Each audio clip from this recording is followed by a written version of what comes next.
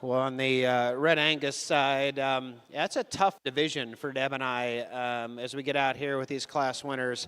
So much appreciation for all of these aged bulls and, how they've been managed and how they handle themselves at this point in time in their career. And so we don't have it logically in our mind about what makes sense yet. Fairly comfortable we can talk about the bulls and we can be accurate, not sure exactly yet in our mind which one just comes out and needs to be slapped here, but it's because they're high quality. One that comes out of our first class does a lot of things really well. He's obviously a real beef bull. You can see that in the front one-third of his skeleton and his head and kind of that bull crest to him that's so masculine and awesome. Big-topped and big-ended, as much muscle dimension, if not more, than any bull of our top here. We talked about him in class. The struggle with him just a little bit is how he wants to handle himself down low, and I just don't know if he balances up quite as well. I don't know if he handles himself in terms of staying within his skeleton, quite as well as the other two. The one that comes out of our second class, there's so much good and I think optimism about a bull like this. His advantages, I think skeletal size is one of them. I think he's really, really ideal. And, it's not our job as judges to go pick the right size. But I think from a breeding bull perspective, he has an advantage in this perspective from these judges' opinions. He's a long-sided rascal. He's long-hipped. He's a calf that you get behind him. He's got a good amount of natural muscle shape to him. Does he balance up quite as well from end to end? If just front one-third to center to rear in terms of just being a little more kind of soft in his top, perhaps a little deeper in his sternum, no. But boy, he just does a lot of things really well. He doesn't power up quite as much in lower bone and foot shape as a couple of the others out here. I think he gets out and moves fine and adequate around the ring for a bull of this age. I worried about this bull when he comes his single entry class about just whether he was big enough. Not weight-wise, but just skeletally big enough. He's a little shorter-sided. He's just a little shorter, a little quicker, a little shorter cannoned than the bulls that are right ahead of him for sure. Now, does he give us just a really awesome look in his top line? That's as good as you can make one there. It's as good as you can make one out of his hip and then up front in terms of the top of his shoulder, up to his bull crest and out into his head. His bone work and foot are better than the one that's right ahead of him. And I think he's deeper ribbed and deeper bodied. And, I don't know where he fits muscle-wise compared to the one that's right ahead of him. I don't know if he's got quite as much expression, but he's got plenty of expression for sure. And so those how we see the bulls. Again, even after talking about them, I'm not sure it's logical, but you need to be proud of that, is that it's just this close and some unique features that are exciting us, which makes it difficult. So, hey, let's give these people a round of applause here with your older bull division. Really, really good cattle.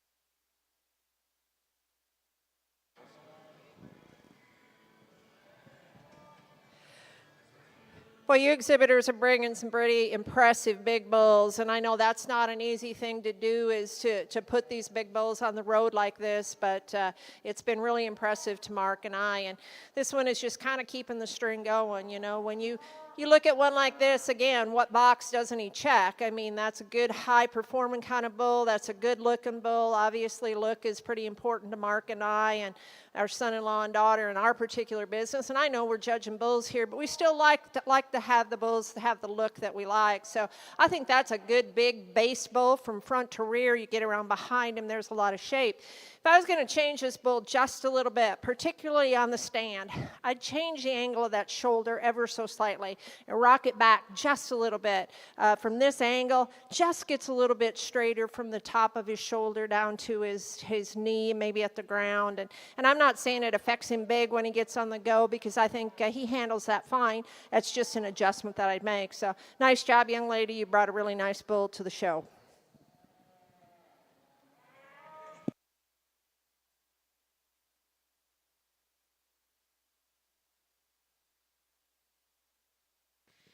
Well, congratulations over here in the Red Angus ring. Results out of your junior bull division. Your champion exhibited by Twin Willow Farms and HB Farms with HB Laredo 308L. And reserve in that division was exhibited by Sagebrush Cattle Co., HR Star Cattle Co., and Timber Creek Ranch. We then brought in Class 11, first place exhibited by Annie Meyer of Clinton, Tennessee with 3 aces, level up, 95-62. Now in the rings, your final class of Red Angus bulls. Back over to the Angus ring, results out of Class 8. My apologies, we have Class 9 in the ring. Results in Class 8. First place was exhibited by back number 10090, SSF Envious Blackbird 3304, exhibited by Samantha Van Voris, Bowling Green, Ohio. Second place in that class was Allie Perry of Fayetteville, Tennessee. Third place, Macy Bartlow of Macomb, Illinois. Fourth place, exhibited by Remy Gardner of Paris, Tennessee. Fifth place, Avon Moon, Ellensburg, Washington. Sixth place went to Brenna Leanne Bartlow of Monticello, Illinois. Seventh place in that class. And congratulations over here in the Angus ring to McCamey Jean of Emerson, Arkansas. Now in the Angus ring is Class 9.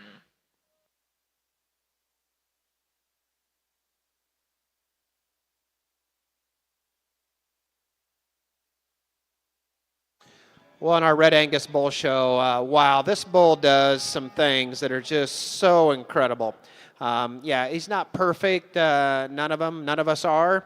But this is the biggest top bull that we've seen today in relation to his age and his skeletal size. Man, you get behind this rascal, that massiveness in terms of center and lower stifle, how he comes out of the top of his shoulder and explodes in that width of loin back to his hook bone is so impressive. If I'm the Red Angus breed watching this bull show class after class, I got to be pumped up. Maybe not about the judges. You better be pumped up about the cattle. Long, extended. He wants to get underneath of himself and drop his hip when he gets out and moves. For some, maybe pretty short cannoned. But wow, let's not get too picky on a true beef bull that's solid on paper and does some things from just a sheer beef animal, meat animal shape perspective that's so impressive. So we'll look forward to seeing him when we get back for a champion division.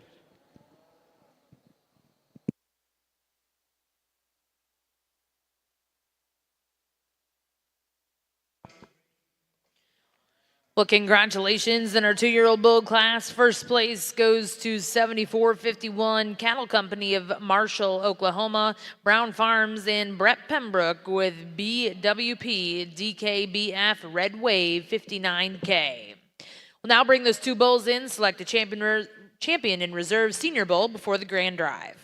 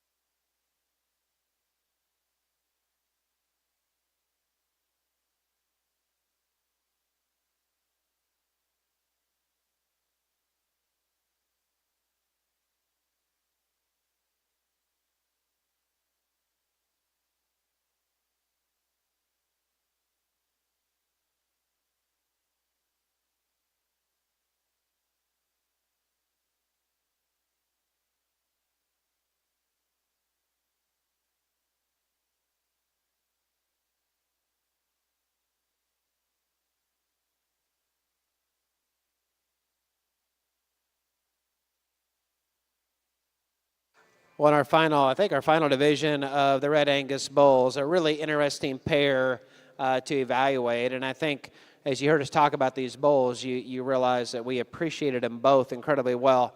I'm going to talk about them here, and then Deb and I will make our final decision. There are some differences for sure, even as high quality as they are. The one that comes out of our first class, he profiles better.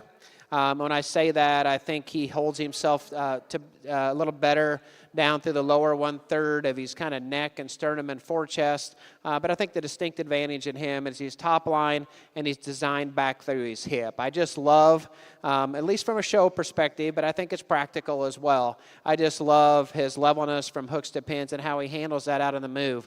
He's one that does an incredible job in terms of forerib shape, carrying that back through his flank, and I think his width of skeleton back into his muscle shape is quite adequate and quite proportional for this bull. I like his testicle, kind of how he not only kind of size and shape, but how it's handled as we get out here, as I compare him to the second bull. He doesn't have quite as much muscle shape.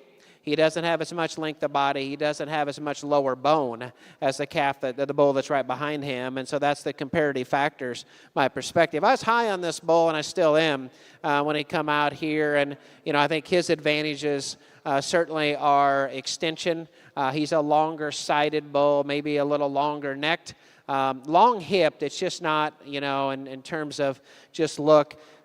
Talked about him. He's sound structured for sure. He's probably better angled up front in his shoulder than the one that's right ahead of him, but just awkward as far as how he gets out and kind of gets underneath of himself a little bit, drops his hip and gets out underneath. The biggest muscled one that we talked about, as we've seen, he's a shorter cannon bull, but yet plenty of weight per, just total pounds. The kind of the top of his cannon up to the top of his shoulder is an impressive amount of vertical length there that you have to appreciate that kind.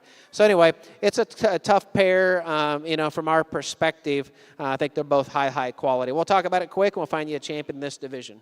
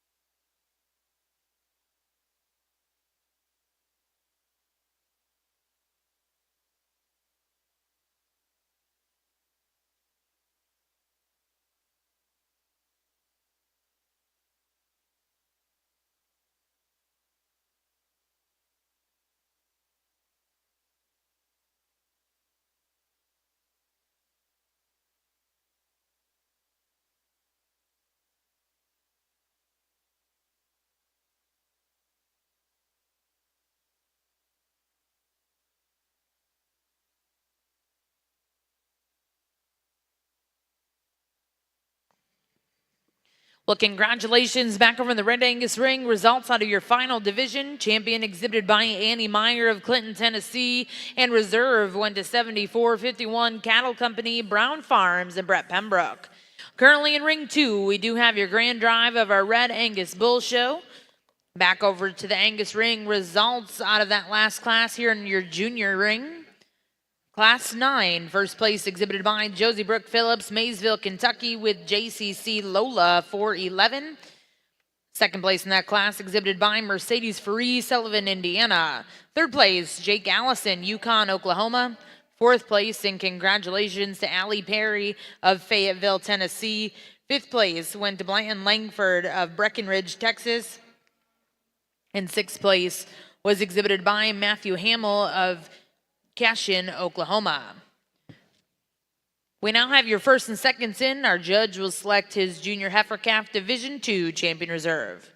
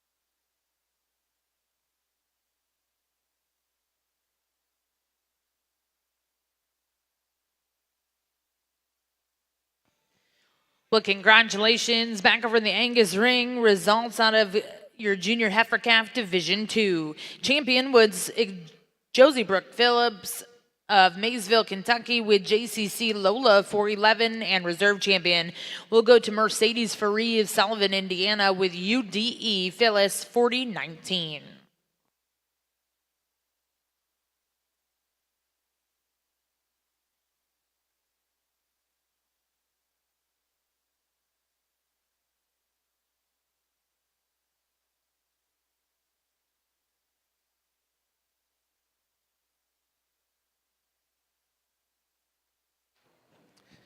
Well, what a Red Angus bull show, folks. Yeah, maybe we hopefully didn't take too long with these, but these bulls deserve the attention.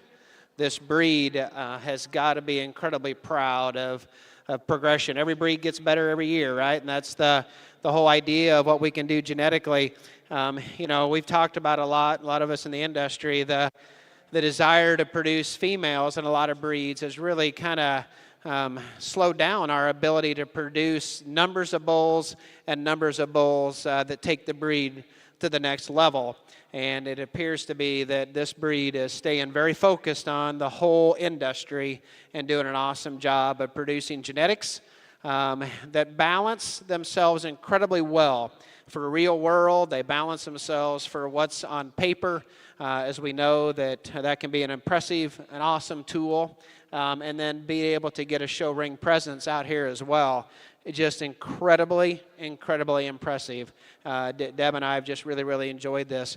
We come out here in kind of the front 1/3 of our bulls here, and we've got cattle that are incredibly good looking, cattle that are good at the ground. All three of these first bulls do that incredibly well. I think of these front three younger bulls, we fell in love with Class 2 a bunch, and maybe he's not bully enough in his look at this point in time for some. And a little heifery looking, that bull has got a place, and he's got a big place in any breed that's got this good in terms of softness of structure, this good in terms of length of stride, in terms of just structural build and attractiveness. He does some things incredibly, incredibly well as we get down in those front third younger bulls. They just kept coming to us in terms of these age bulls that we were really, really impressed with. And, we took a while in this particular division, and, truthfully, we're a little concerned about the size of this bull. Interesting, as he comes back out here, he fits in the lineup incredibly well. That one's balanced from end to end, except for being just a little deeper sternum. The rest of his balance is so impressive. You got to decide whether that calf is kind of skeletally elevated enough. But, boy, he gets out well. His bone fits his body well. Good muscled, not great muscled, but I certainly think he's got enough muscle shape to be a changer in some of the herds out there. And so he has to be a player in this particular roundup lineup. The one that come out of our last class, as we talked about those two highly impressive big bulls, we felt like he was the one that just tied himself better together better from top line and hip structure. Love his rear leg, love how he handles his testicles, both in shape and distension. Love just how he gets around and moves in the surface. He's the most impressive of this lineup, I think, and just ensure punch through the center portion of his skeleton, come behind his shoulder, and it's bold and wide and just horizontally impressive all the way back into his stifle. So he does a lot of things really well for an incredible bull show.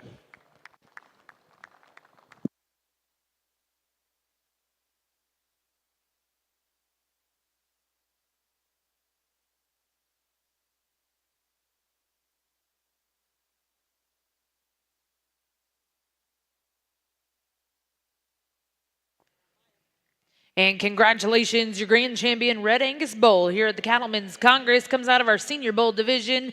That was Annie Meyer of Clinton, Tennessee, with 3 aces level up, 95-62.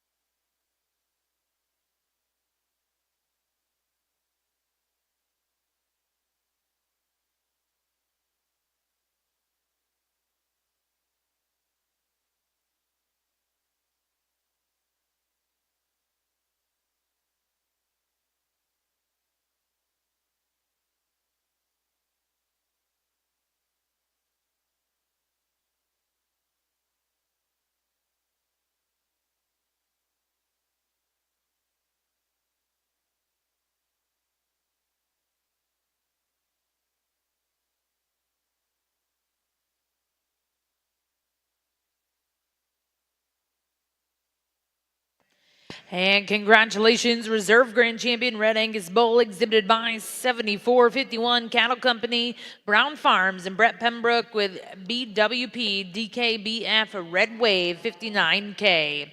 Again, congratulations to all of our Red Angus bull exhibitors. We'll take a brief break in ring 2 for photos before we start your female show.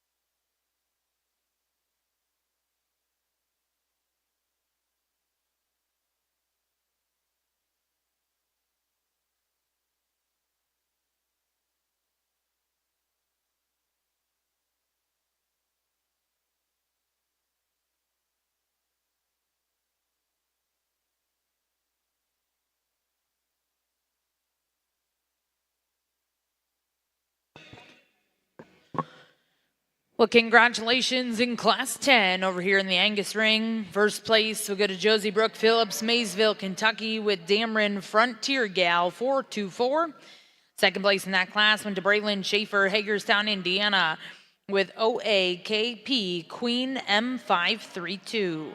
Third place will go to Tucker Byer of Ringo, Wisconsin. Fourth place was exhibited by Kennedy Lockhart. Fifth place will go to Cambria Cook, Clovis, California. Sixth place, and congratulations to Bradley Fuss. Seventh place, exhibited by Jack Selmeyer. Eighth place, Caden Steedman. Ninth place, and congratulations will go to Braxton Tyler Reinerson of Milburn, Nebraska. Now in the Angus ring is Class 11.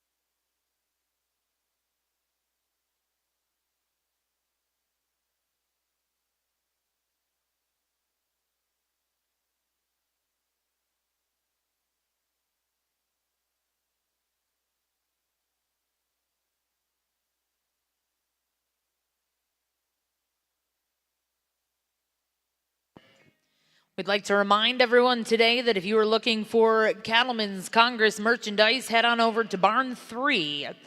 All of our merchandise, if you spend $150 or more today, you will be entered to win a free hoodie of your choice at 5 p.m. this evening. Again, spend $150 or more at our Cattleman store and receive an entry to win a free hoodie of your choice.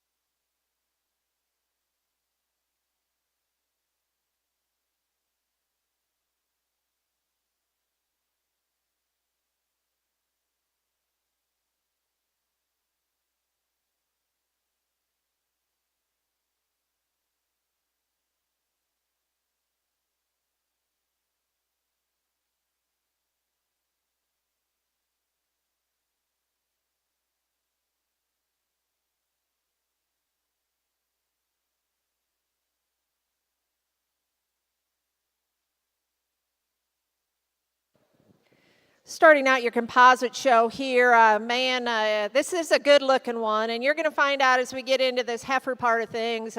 Mark can speak for himself, but I love good looking cattle, and it's fun to start with one that has this kind of attractiveness through her front end, and just her style and balance from end to end. I think it's just really, really good. You get around behind this heifer, and she's pretty impressive from that perspective as well. But I will say, for me, maybe from a structure standpoint, I'd alter this one just a little bit. On the stand here, she maybe gets just a notch straighter in that shoulder. I'd like to just rock her back a little bit in her shoulder and her knee. And even just standing right there, when I look at that line from that hock to that dew claw, it's probably just a little straighter than ideal for me. But young lady, you really did a nice job of starting out this composite show. That's an awfully attractive heifer and a nice way to start this show.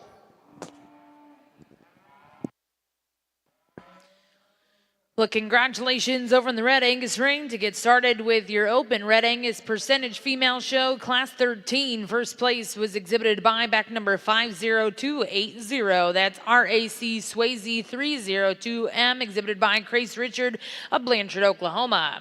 We'll now welcome in Class 14 before the division. Back over in the junior Angus ring, results out of Class 11 before the division.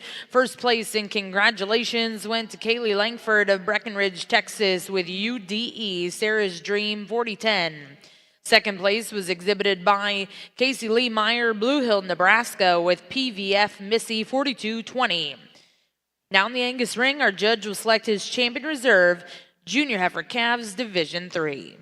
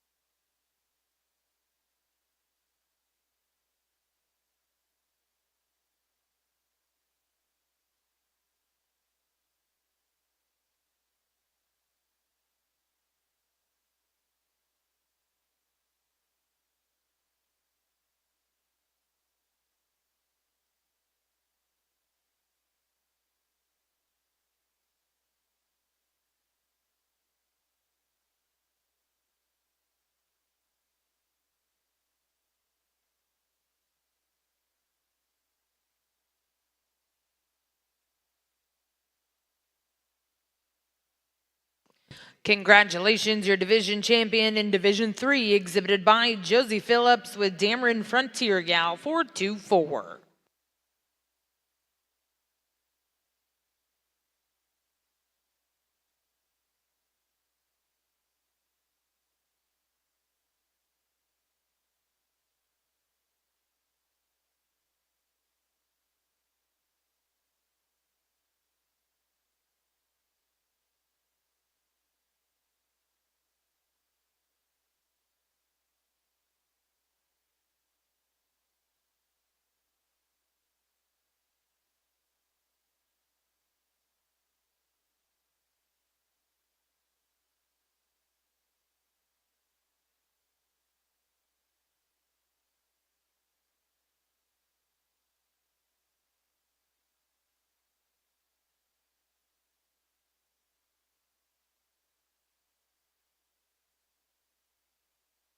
And congratulations in Division 3 of our junior heifer calves. Reserve champion go to Braylon Schaefer, Hagerstown, Indiana, with OAKP Queen M532. Again, congratulations to those exhibitors. We'll now look to see Class 12 here in your junior Angus ring.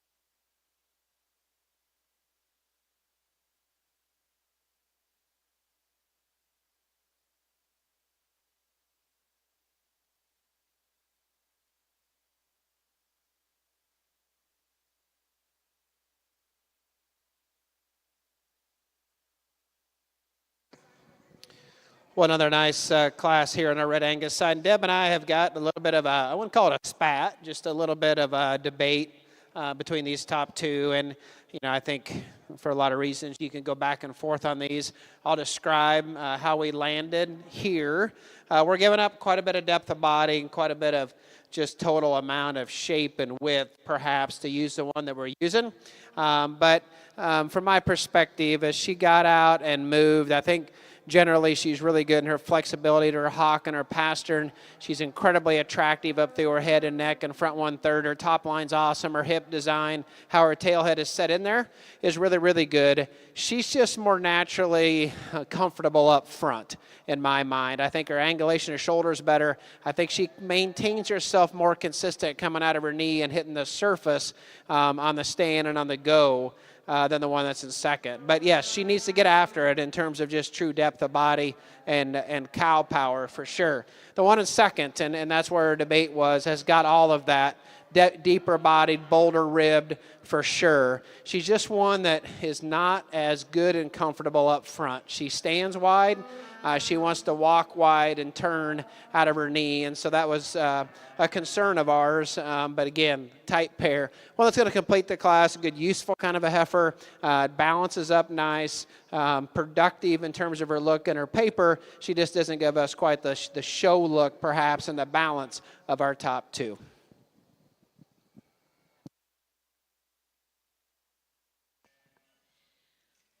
Well, congratulations over in the Red Angus ring. Results out of Class 14. First place will go to Madison Fisher of Hempstead, Texas. Second place went to Ethan Rogers of Stratford, Missouri. And third place, congratulations to Illingworth Farms of Funk, Nebraska. We're now going to bring those first and seconds in. Select a champion reserve spring calf.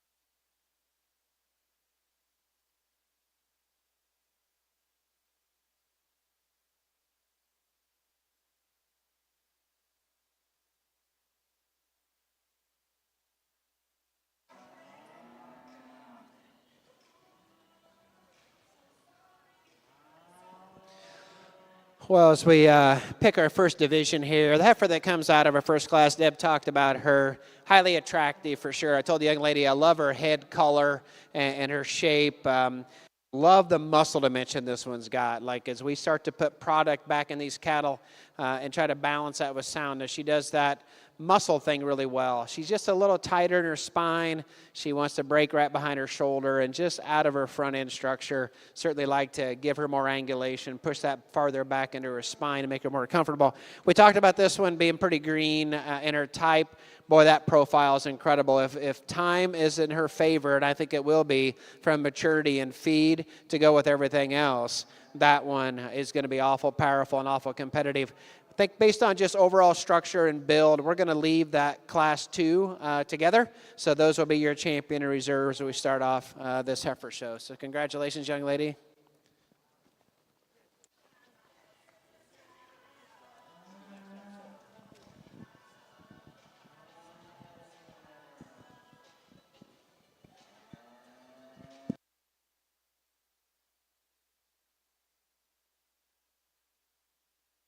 Well, congratulations in the percentage Red Angus ring. Your spring calf champion was exhibited by Madison Fisher, Hempstead, Texas. And reserve champion and congratulations will go to Ethan Rogers of Stratford, Missouri. We'll now welcome in your next class in the next division of our percentage Red show. This is Class 15, February heifer calves.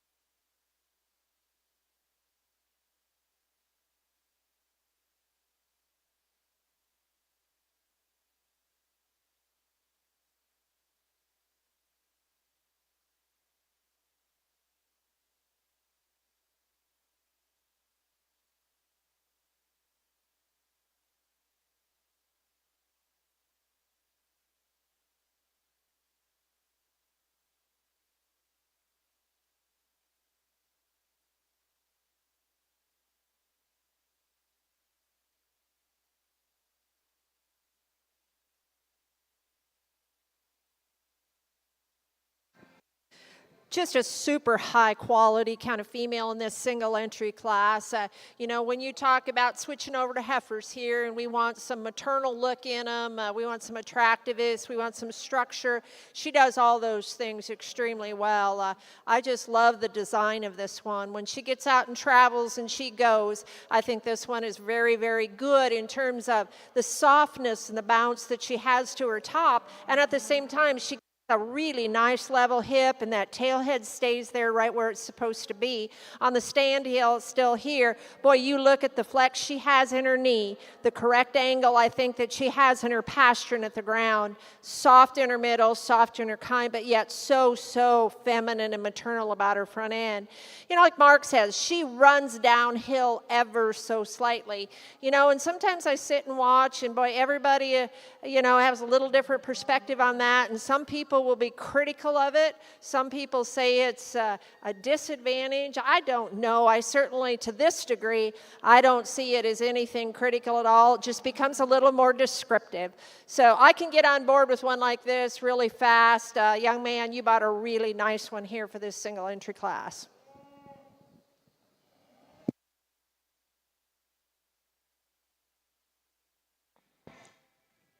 Well, congratulations in Class 15 over here in the red ring.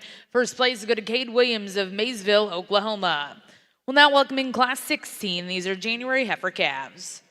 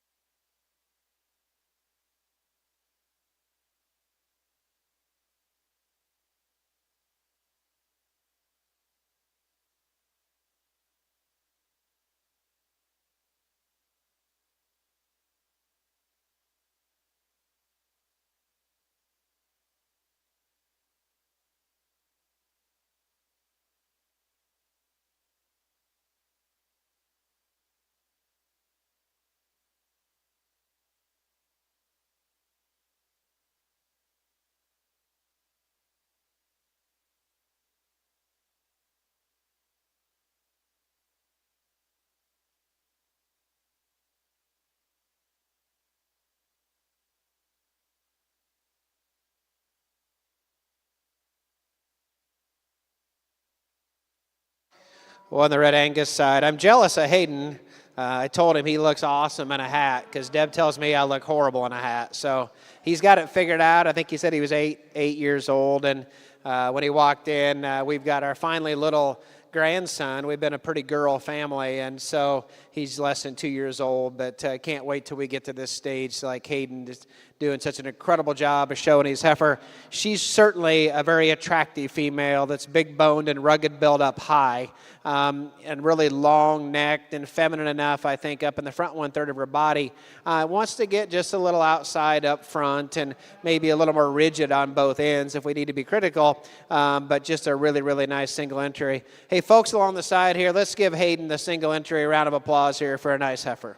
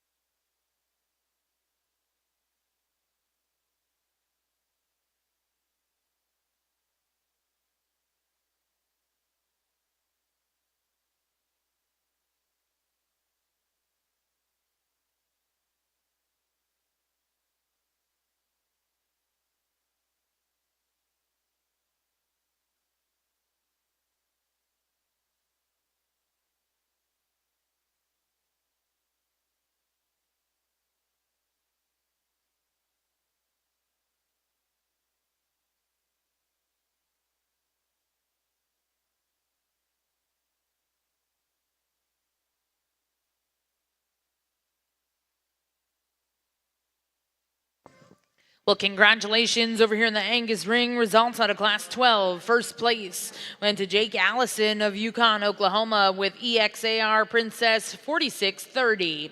Second place in that class was exhibited by Weston Michael Haig of Plymouth, Indiana.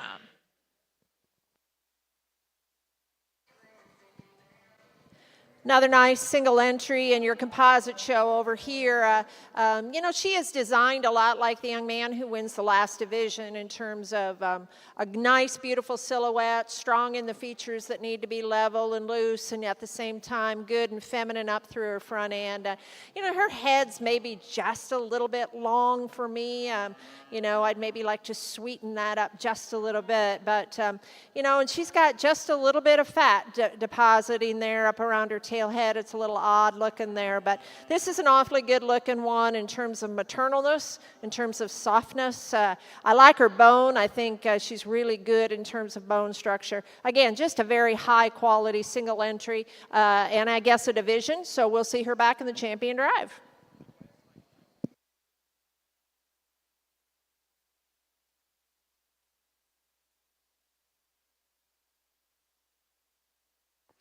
Well, congratulations back over in the Red Angus ring. Results out of your junior calf division. Champion was exhibited by Cade Williams of Maysville, Oklahoma. Reserve champion went to Hayden Williams of Eustis, Texas. We then brought in Class 17, your fall calf champion, exhibited by Devin Frazier of Meeker, Oklahoma.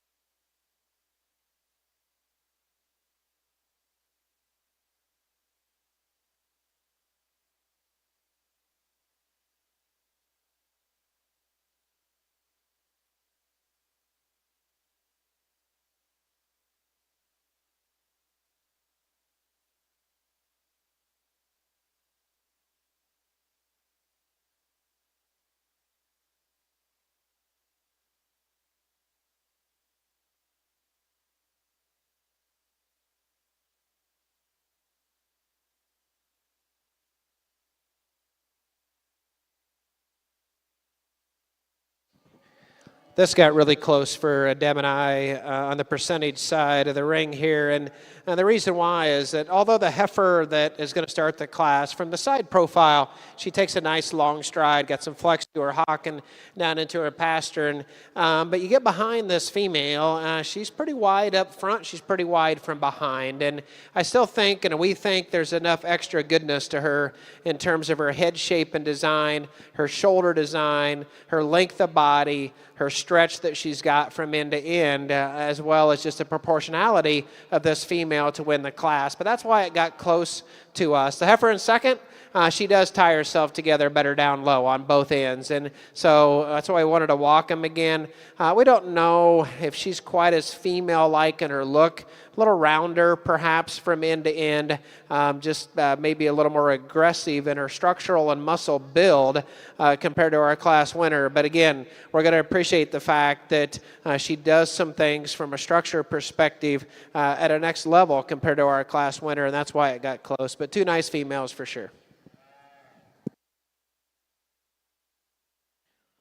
Well, congratulations back in the Red Angus ring. Results out of Class 18 in your intermediate division. Champion exhibited by Legend Cooper with TLBTCH5R Jaded 310L. And reserve in that division. And congratulations to Avery McMurphy with BJHC Scarlet L001. Now welcoming Class 19. These are March Spring Yearling Heifers.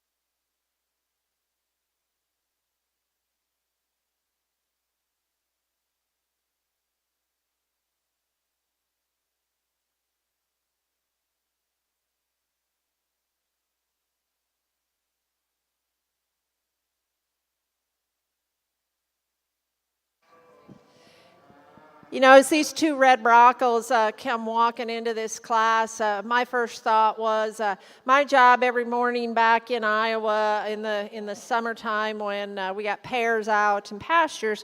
I've got 3 or 4 pastures. It's my job to go past Casey's, get my cup of coffee, and then get to my pastures and take a look. And I said, wouldn't it just be awfully fun to drive into a pasture and see a bunch of mama cows that look like this? You know, these cattle, in my mind, are really right in terms of their frame size.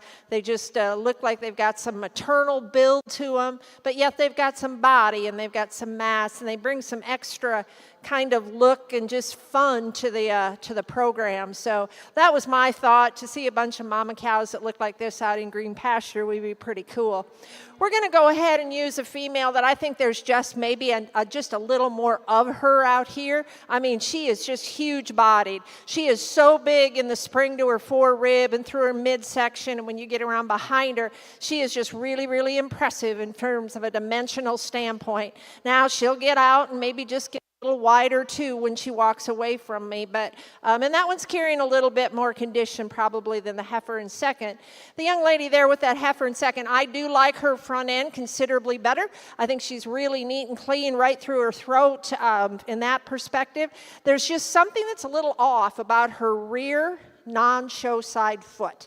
Like Mark says, it almost looks like it's just not even quite the same size as the other three, and I don't know if we're seeing something that's not there, but just today, I don't think she just wheels off and has quite the agility off that back rear foot, maybe as what the heifer right ahead of her. But I love the quality, I love the kind, I love the look of those two. Those are good cattle in my mind. I think they deserve a round of applause.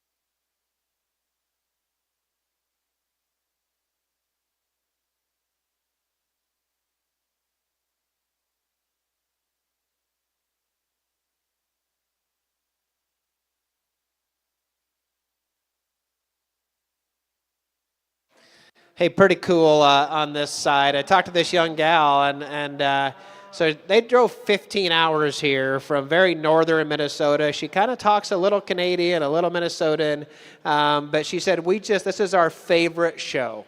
And so congrats to the show management and what you've done here with this show, that somebody would pull 15 hours because this is their favorite show. Let's talk about her heifer. Boy, she does some things really nice. Shoulder back in terms of top line and hip, and her tail head set. Her rear leg structure is attractive but yet very functional as she meets the surface. You know, if we were going to change this female at this point in time, we'd just like to see her a little calfier, probably just a little deeper and broodier in the middle part of her body. And she wants to get just a little narrow chested. And we haven't talked about that much today, but this is one that we just like to explode her a little bit in the true width of skeleton, right behind her shoulder and down into her forerib, maybe just freshen her head up a little bit. But that's a really, really nice female that come a long ways. Young lady, I love your smile. I love the fact that you brought her this far for us to be able to take a look at.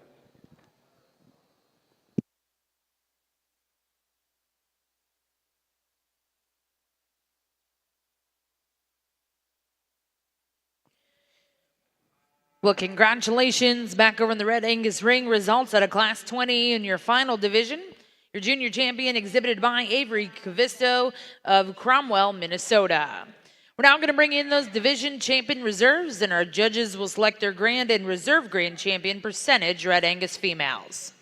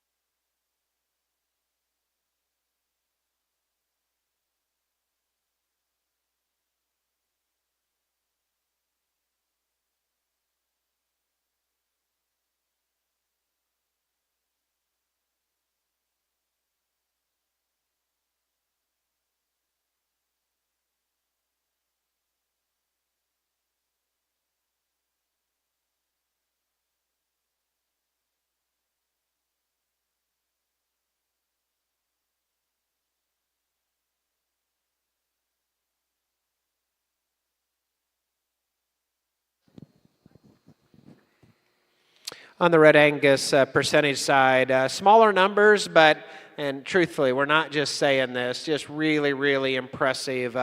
Every one of these cattle that have come in have been high level, high quality. So impressed with structure with these front end cattle and the progress that this breed has made, and lots of breeds, to be honest with you, when the industry got themselves in trouble there a little bit. We've talked about these cattle enough. You know, the one that comes out of our first division needs some time yet, I think, in feed and maturity, but so awesome looking. The one that come out of our second class, Deb talked about her for like 16 minutes, and because we like her a lot. And they think she does a lot of things really, really well. So hopefully she was well described to you. We come down into these middle cattle, just good quality cattle that do some things really, really well. We talked about those two brockles in class, and Deb talked about just how impressive they are from a brood cow practicality, but yet show ring coolness. They've optimized the equation there in my mind, both of those heifers really well. We just talked about the young lady's heifer that come out of our last class, and some good and some changes with her. So, hey, let's, those around the ring, awesome percentage Red Angus show. Let's give them a round of applause. Deb will pick her favorite.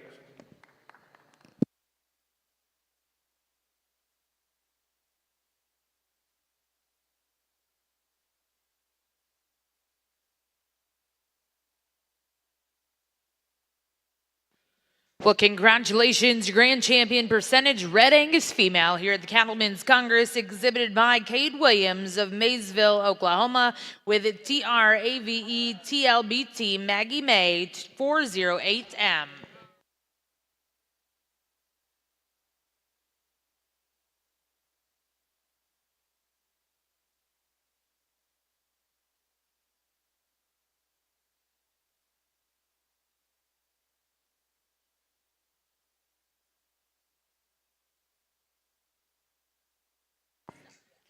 And congratulations, your reserve champion percentage Red Angus female exhibited by Elise Lentz of Creston, Iowa with MCL Smiles 3011. Again, congratulations to those exhibitors. We'll take a brief photo break here in the percentage ring. We'll get started with your open Red Angus female show in just a couple moments.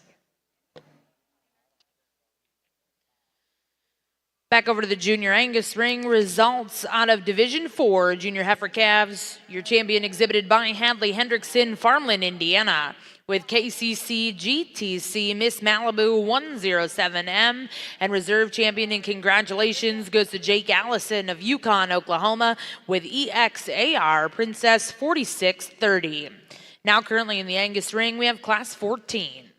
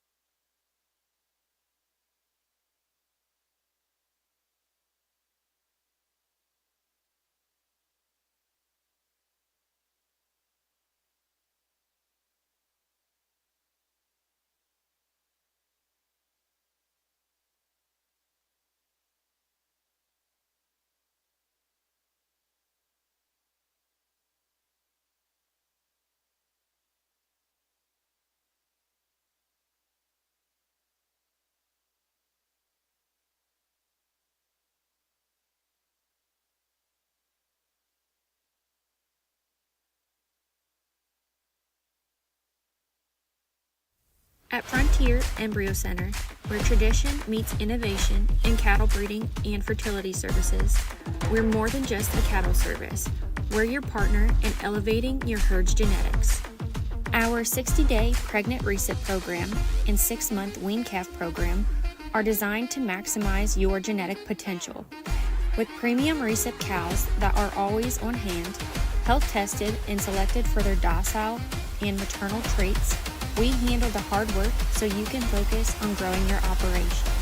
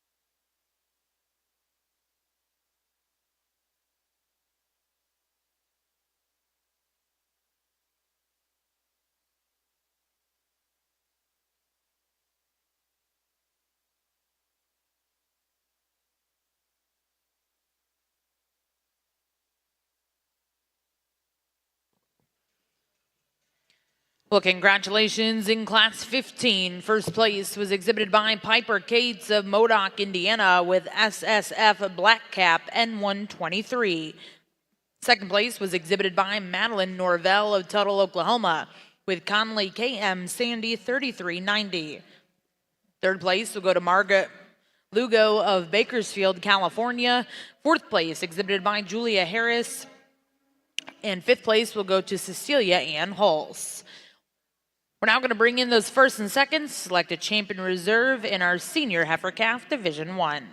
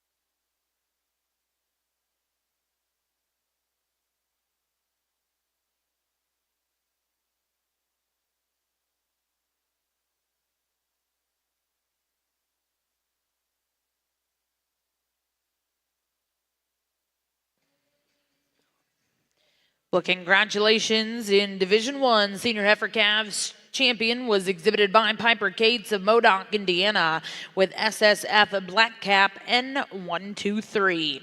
In reserve in that division will come out of the same class. Congratulations to Madeline Norvell of Tuttle, Oklahoma with Connolly KM Sandy 3390. We'll now look to see Class 16.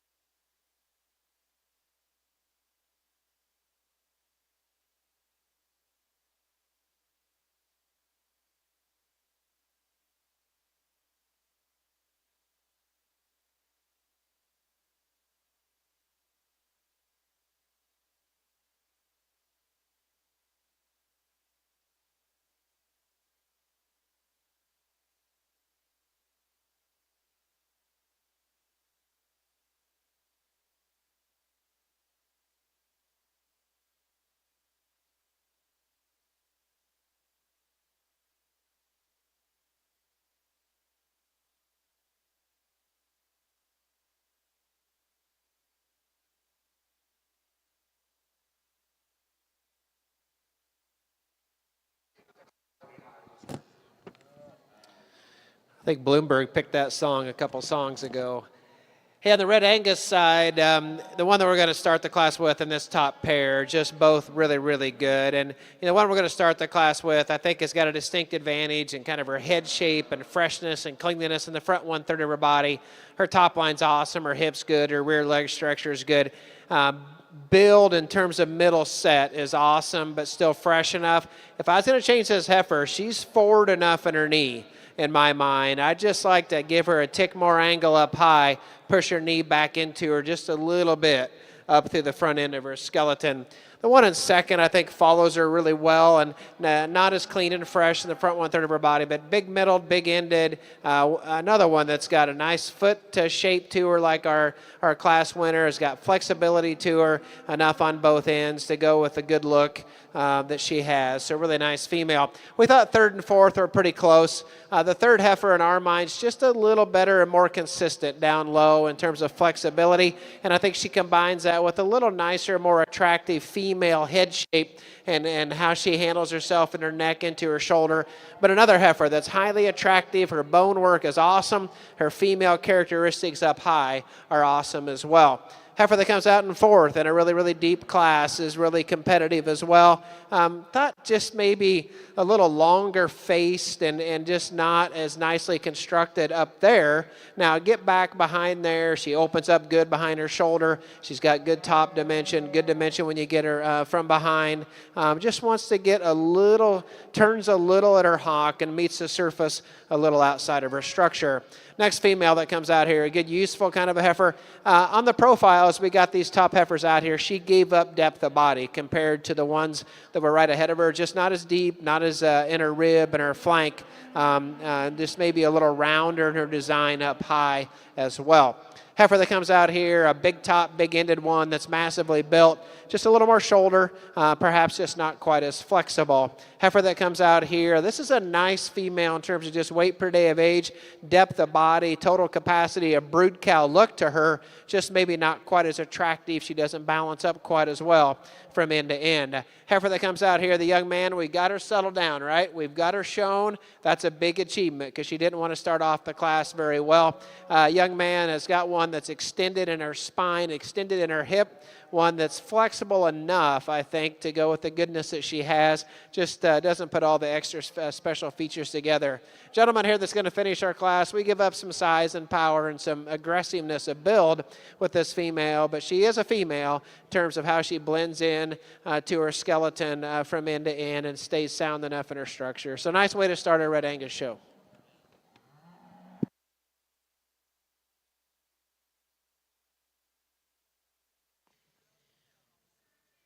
Well, congratulations over here in the Red Angus ring. Results out of class 21 to start out our heifer show. First place was exhibited by Brett Pembroke of Fairview, Oklahoma, with a DKBF PCC Priscilla 123M. Second place will go to Cambry Murray of Lebanon, Oregon. Third place exhibited by Paige Wood of Big Cabin, Oklahoma. Fourth place, Zachary Griffith, Marietta, Oklahoma. Fifth place went to Madeline Adams of Bonnie, Illinois. Sixth place exhibited by Bennett Weiss of Buffalo, Minnesota. Seventh place exhibited by Colton Jones. Eighth to Callendon Weaver. Now in ring 2's class 22. These are April heifer calves. Back over in the Angus ring, results out of class 16. First place exhibited by Josie Brooke Phillips, Maysville, Kentucky, with SULL 3655L. Second place in that class will go to Suter Clark of Gretna, Virginia, with SCC CB Phyllis 3108. Third place was exhibited by Dominic Lugo of Bakersfield, California. Fourth place, and congratulations, will go to Emma Lee Hune of Elton, Louisiana. Fifth place was exhibited by Cal Allen Jensen, and sixth place exhibited by Presley Miller. Now in the Angus ring, we have class 17.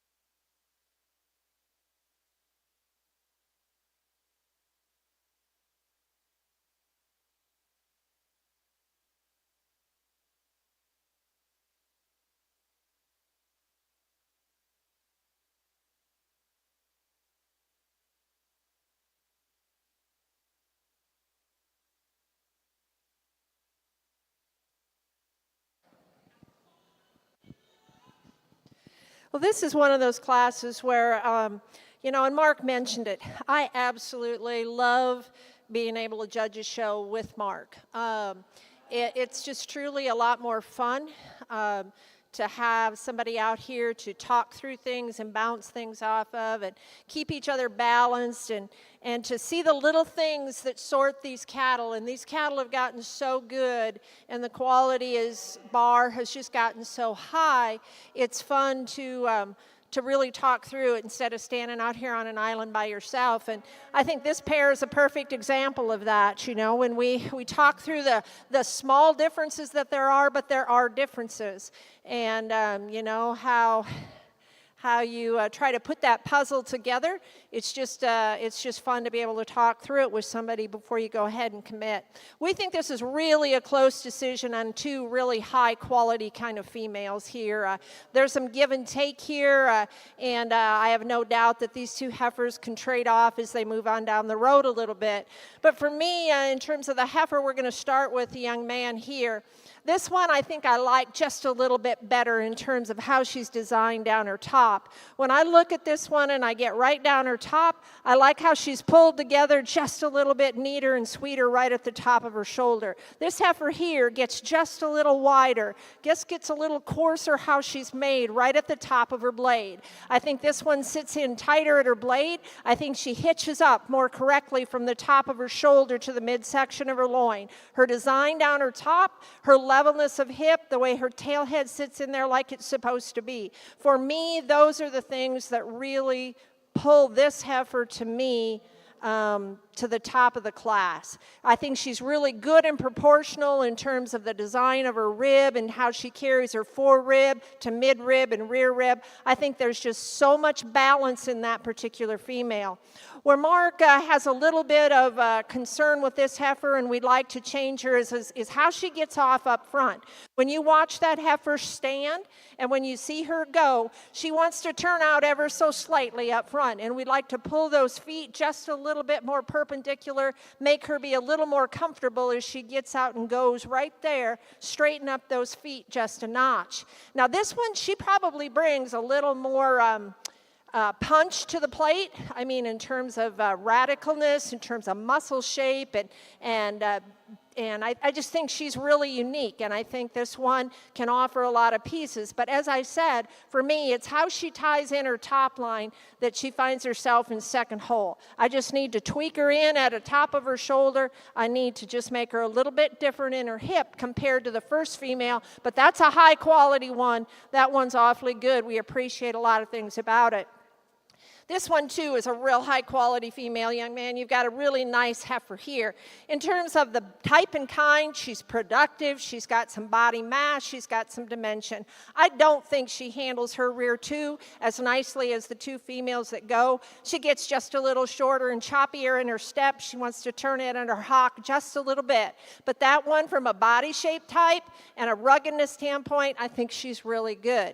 Young lady here, boy, you do an incredible job of putting one together. That's a nice look right there. I mean, she does an awfully good job. This one gives you a nice, strong top line. She's got a good look from this side. She's just a little too straight for me. I need to push back the angle of the shoulders. She just gets a little more upright. And I think also in her rear hock, from hock to dew claw, she shows that same tendency. But this one, you give her credit. She is big-bodied. She's bold-bodied. She's got some muscle shape. She just gets a little more refined in terms of her bone work as well. But a high-quality female. Young lady, you do an excellent job of showman. Young man, you've got a nice heifer here, too, to complete the class. Again, she's balanced for what she is, but she's just a little bit smaller in her overall makeup. She gets a little bit more refined in how she comes together in her bone, and just not the overall dimension and growth. So an interesting class on those top two, particularly high-quality females. Sort them how you like them. Those are the small differences that we saw.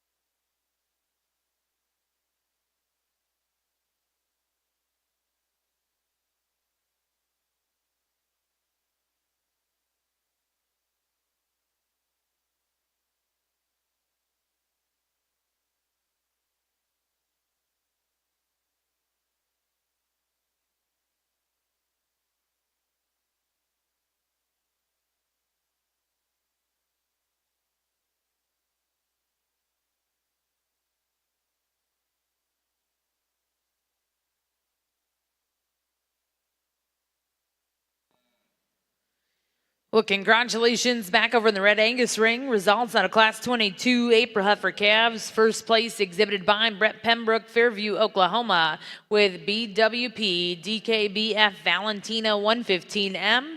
Second place will go to Ty Scott and Callie Byer of Ringgold, Wisconsin, with TC Sugar M172. Third place was exhibited by Colin McIntyre. Fourth place, Sandridge Landing Cattle, and fifth place went to Brigham Auto. Now in the ring is Class 23. These are April heifer calves. Back over to the Junior Angus ring. Results out of Class 17. First place went to back number 10243. That was QW Sandy 310, exhibited by Wyatt Berry of Alton, Texas. Second place in that class exhibited by Cambria Cook of Clovis, California, with PVF Black Cap 3176. Third place exhibited by Bradley Roberts of Orion, Illinois. Fourth place went to Allie Perry of Fayetteville, Tennessee. Fifth place exhibited by Emily Myers. Sixth place, Ruth Watt. Seventh place, and congratulations to Catherine Koenig. Eighth place in that class exhibited by Colin Miller. Now in the Angus ring is Class 18.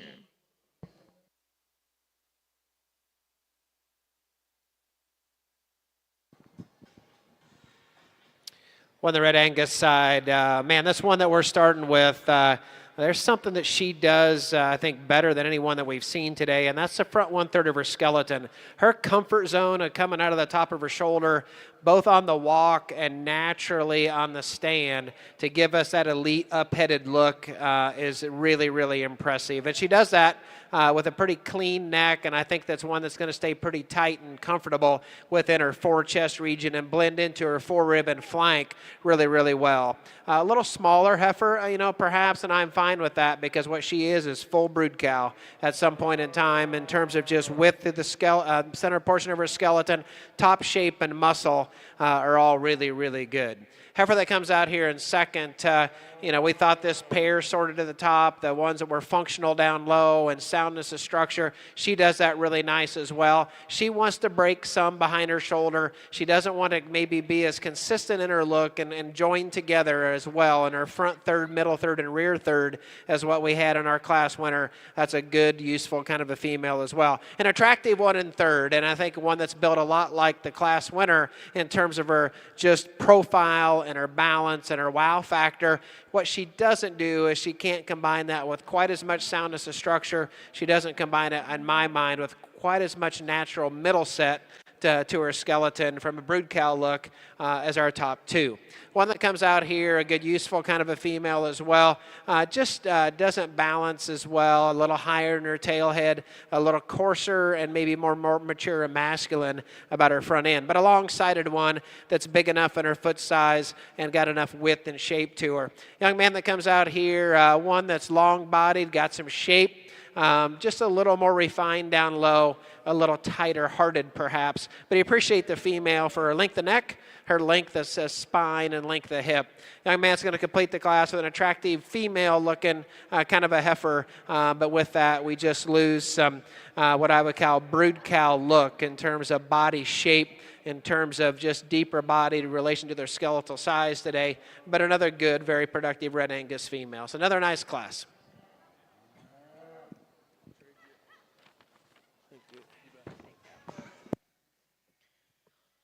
Well, congratulations in the Red Angus ring. Results of Class 23. First place exhibited by Ty Scott, Callie Byer of Ringgold, Wisconsin, with TC Sugar M34. Second place will go to Rebecca Dunn of Mount Pleasant, Texas, with ZG Miranda 753M. My apologies. Third place and congratulations to Tana Lee of Plaza, North Dakota. Fourth place was exhibited by Caleb Williams of Fort Cobb, Oklahoma. Fifth place, Kason Weaver, and sixth place to Calden Weaver.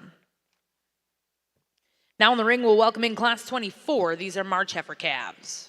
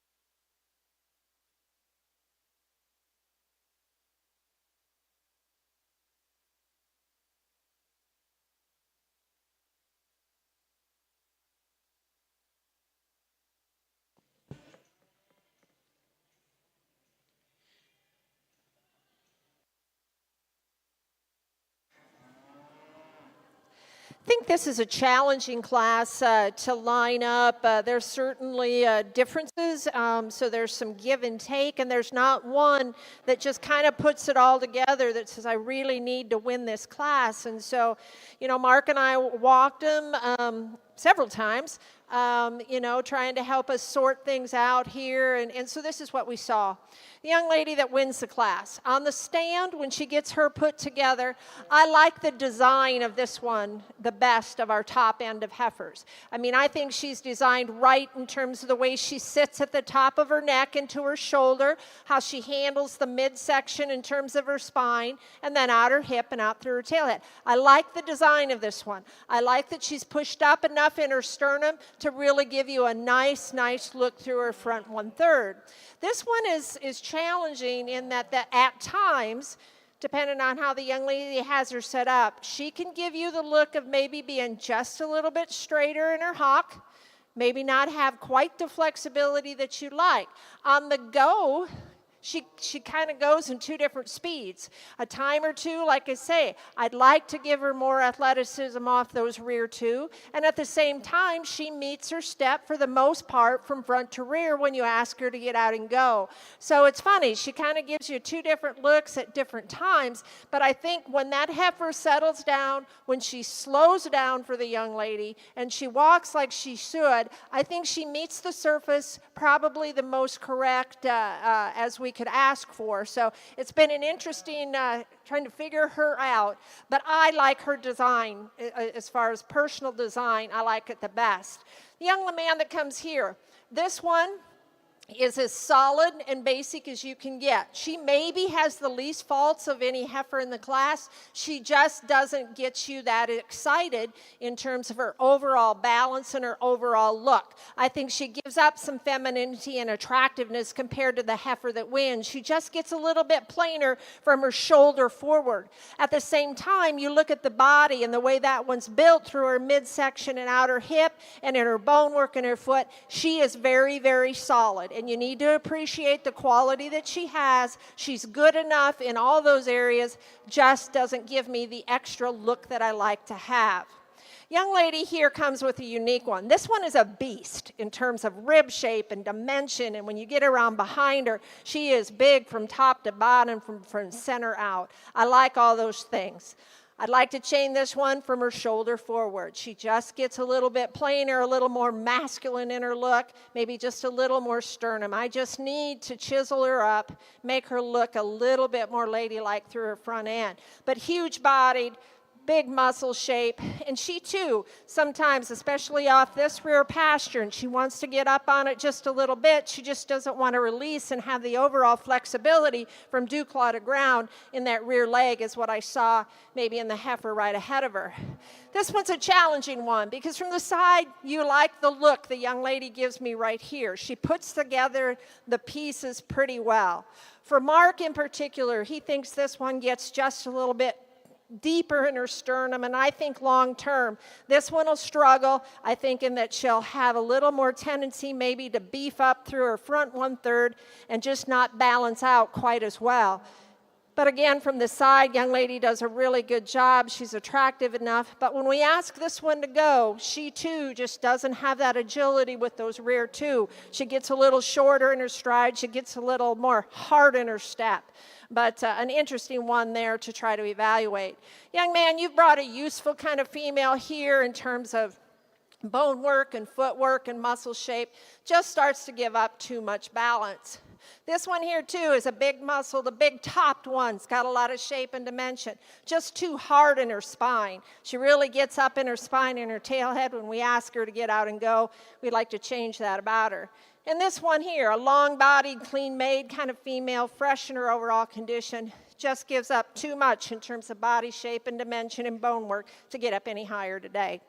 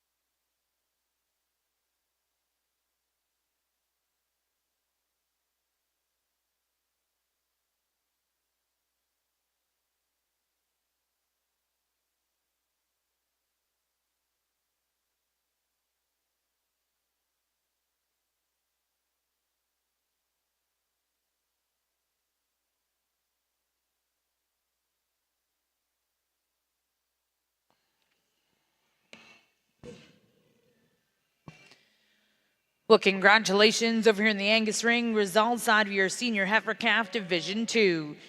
Champion was exhibited by Wyatt DeBerry of Alton, Texas with QW Sandy 310. Reserve in that division exhibited by Mercedes Faries, Sullivan, Indiana with SSF HAG Georgina 9053.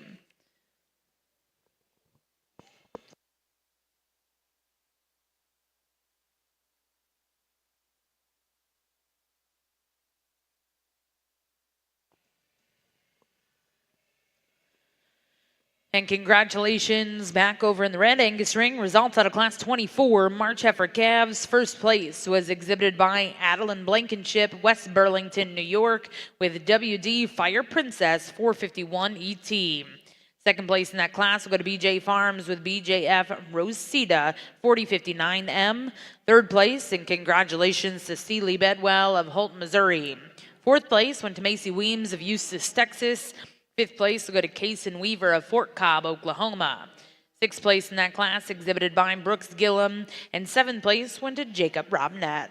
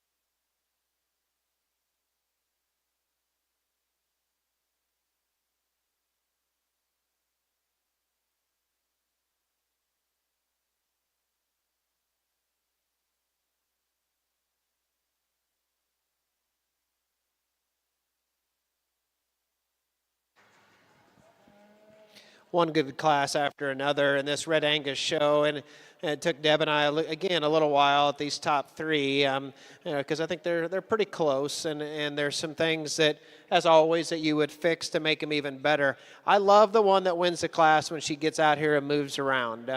She just does all the right things in terms of jacking her head and her neck up there in a very comfortable state, how she handles her top line, how she handles herself back out through her hip. On the side profile, she does a lot of really good things as well. She wants to, and the young lady will let her get a little wide up front at times when she stands. And I guess probably a pet peeve of mine. I like to keep him together, then come up to a wide skeleton up high, and so she doesn't quite give us that. I think she's nicer and more attractive about her head than the one that's in second, a little more female-like from that perspective, and I think she's going to hold herself together pretty well, kind of in her neck and down into her forechest region, and time will help her in her forerib and her flank. Just really love that heifer out on the move. One that's in second, I think, does a lot of things similar to the one ahead of her in terms of forerib back and flexibility to her hock, and her pasterns all do really good. She just gets a little high and wide at her shoulder. She comes up to maybe not quite as attractive of a female head in this particular age division as what some of the others did, but yet we appreciate what she is in terms of length of body, depth of body, soundness of structure, all those things come together really well. We went back and forth on this one in third, and boy, there's some things you love about this female, and she's highly presented to us today. We just think she gets a little short-sided. She gets a little shorter necked, perhaps a little quicker looking than the top two. But if you want to chase this one and say this is the deep bodied, deep flanked, awesome like brood cow look that's sound enough in her structure, we understand and appreciate that as well. Her advancement in terms of just sogginess is impressive. One that comes out here is alongside a very extended one. I didn't feel like that she put it all together in terms of balance from end to end, a little straighter in her hock, a little wider up front. One that's going to complete the class, a good useful kind of a Red Angus female with some extension to her, some female characteristics, just a little awkward and not as comfortable off each end as some of the really nice females we had used towards the top. But another really good, very fun class to sort. Well, congratulations in the Red Angus ring. Results out of class 25. First place goes to back number 50458. That was Red Diamond Reba 410, exhibited by Kaylee Bragg of Salado, Texas. Second place in that class will go to Sand Ridge Land and Cattle with J.K. Majestic. Third place was exhibited by Lucy Carmen. Fourth place went to Rhett Tripp, and fifth place to Legacy Murphy Livestock. Now in the ring, we'll look to see Class 26 March heifer calves before the division.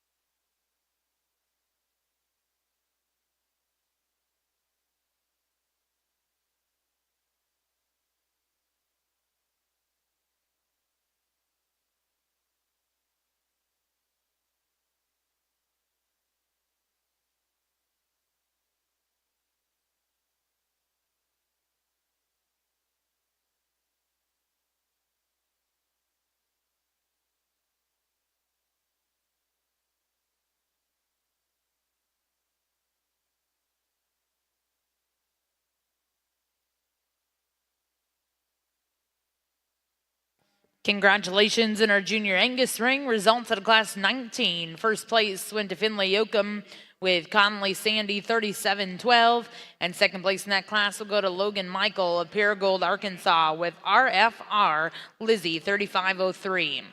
Now in the ring is class 20 here in your Junior Angus show.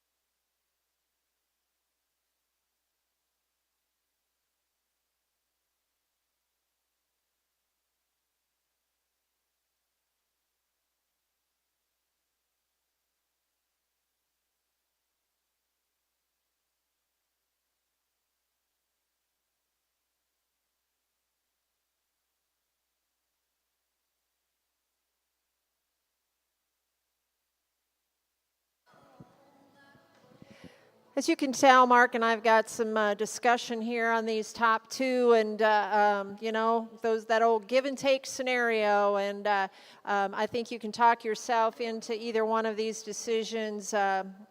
You know, if you stand out here long enough. And, you know, for me, I guess I'm going to win this particular class probably. But these are the things Mark and I saw, and you sort them out how you want. On the stand, this is where I like to go. In this particular heifer, I like the way she ties in from the top of her shoulder on the stand, on the top of her shoulder, into her loin and out her hip and out her tail head. I think that design just looks just a notch better to me than maybe the heifer standing here in second. This one here just wants to get just a little bit weaker behind her shoulder. Her tail head wants to sit out there just a little bit more, maybe doesn't fit in quite as nicely as what this heifer does. On the side profile, I think the balance in terms of rib shape or depth of body, I think the advantage falls to this female right here. Where this heifer, where we've got some concern or we'd like to maybe potentially change her, is for Mark, she maybe stands just a little bit wide up front. And then when we put that in motion, where I think that has a cause and effect, is she doesn't handle her top line as well on the go. She wants to get up and she wants to get just a little bit more rigid. You don't see that so much on the stand, but you see it when you ask her to go. So I think there's some give and take there. When I look at this heifer from the side, I like the angles to her pasturing. I like the way her foot sits and meets at the ground. There again, every once in a while when you ask her to go, she maybe gets just a little more choppy. This one is such a freak through the front 1/3 in terms of extension from her shoulder up to her nose. I mean, man, that is a pencil neck on one. That one is way, way cool from that aspect. You know, and her body type is a little like that. She looks really long in her body shape. She maybe just doesn't look as soft-middled, maybe as much depth through her forerib as the female that we see standing right ahead of her. I think at the ground she maybe is just a little bit truer, but I don't know that the differences are enough there. For me personally, I probably just like the top shape, the design of the top, the extra ribness that she has in this one. Today we're going to let them stand 1 and 2. You can go ahead and argue that either direction. Today I'm going to go with the young man in the cowboy hat.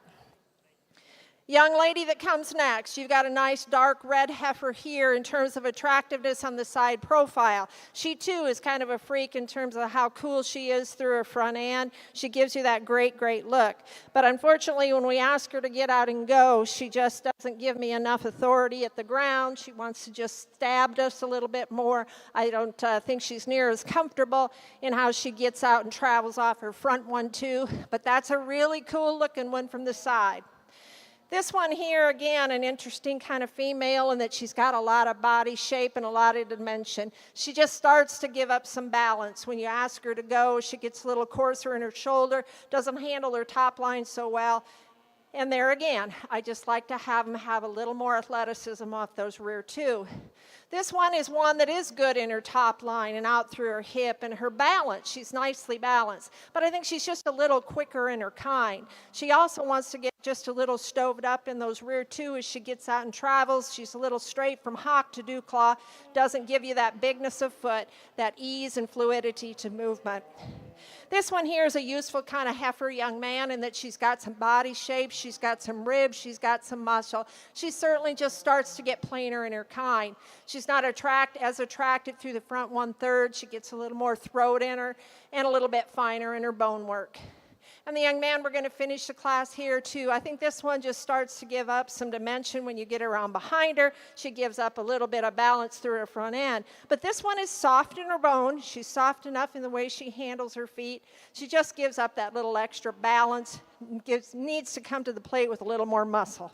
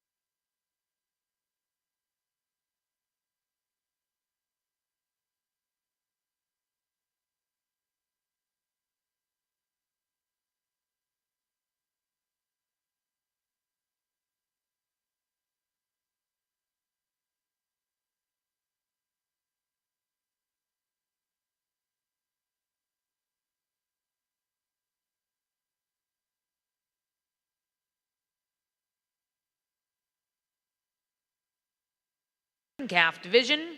First place exhibited by Cage Kennington of Central Point, Oregon, with MHC Drama Queen 303 MET.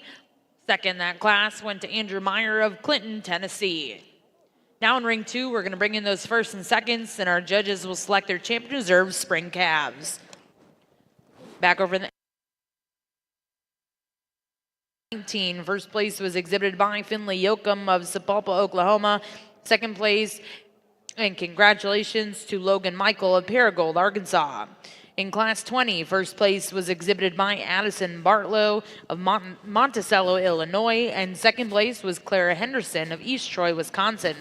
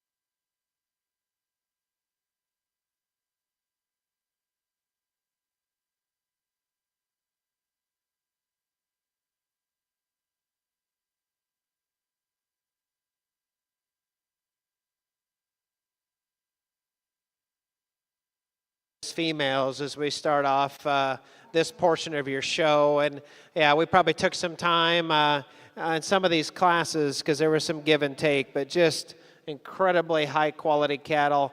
Really enjoy coming out here, seeing them. They just kind of get progressively a little more mature and bigger as we go from the young age to the older age, and it's not critical, but it's fun to see as well. And we're not going to talk about each one of these cattle. I think we've been fairly thorough. We've been able to find in each of these classes cattle that just do the right things from a structural correctness and athletic capability out here. They do the right thing of looking like beef cows, beef cattle, but yet having a show ring attraction to them and an appeal and an ability to look cool, to be cool, and to be productive looking all at the same time. And so with that, we'll go out here and pick you a champion in this division. Hey, high quality. Let's give these Red Angus exhibitors a round of applause for this first division.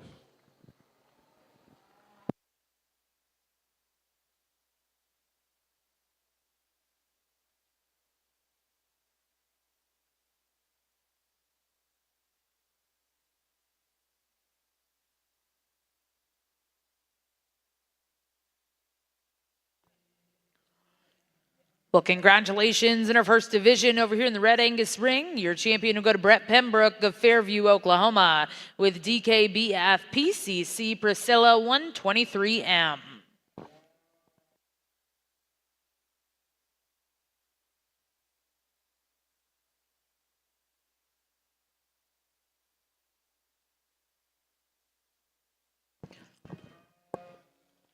And congratulations, reserve in that division will also go to Brett Pembroke with BWP DKBF Valentina 115M.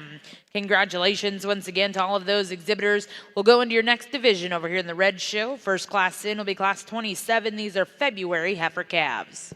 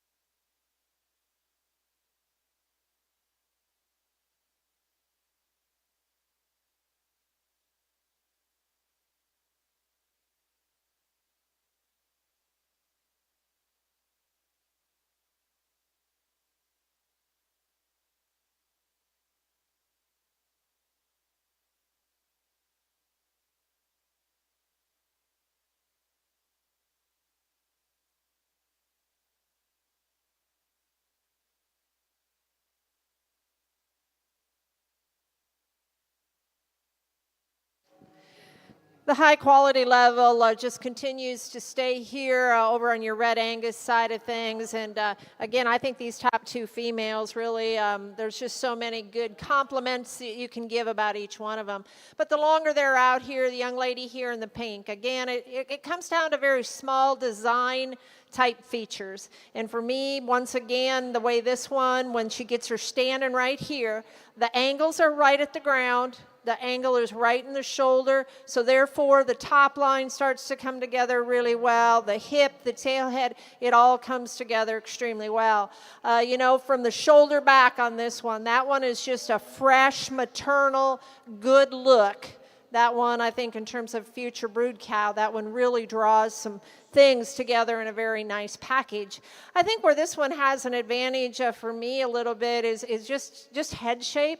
I like the nose shape. I think this one is shaved just a little bit flatter in terms of her face shape, you know, and those are getting to be pretty small differences. But for me, I just think the design on this one takes it to the next level in terms of angles, in terms of the way she pulls pieces together. And when we ask her to get out and go, she can just keep all those things together. I think she's a little bit neater and cleaner right through her throat and dewlap as well as compared to the young lady here in second. This is a high quality showman of this young lady on this heifer. She can pull this heifer together and she gets every inch of quality out of this one, that is for sure. You know, again, this is a big body, useful kind of female, dimensional from every aspect that you want to look at it. But for me, she just gets a little bit plainer up through her front end. As I said, the head shape on that one maybe just isn't quite as attractive to me. She starts to come with a few more folds down here in her sternum. Maybe just not quite as level, quite as chiseled in terms of her hip shape.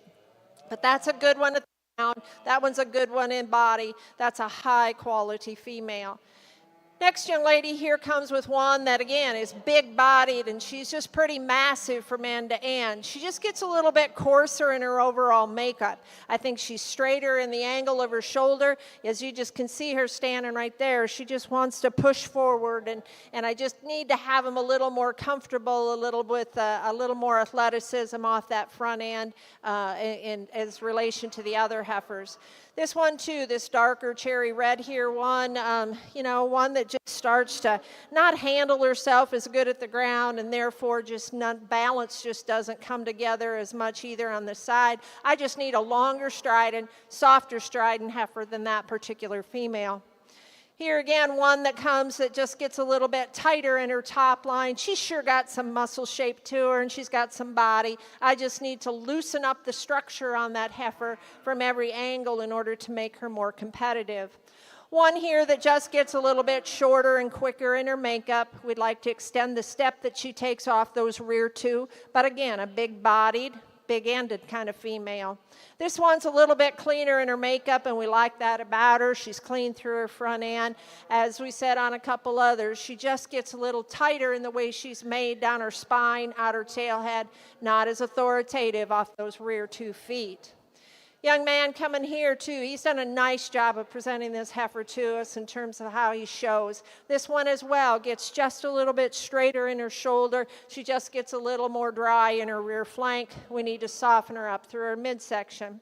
And the young man here too, you've done a nice job in finishing up this class for us, young man. We just need to put more power and dimension both at the ground and in the rib shape to get that one up higher today.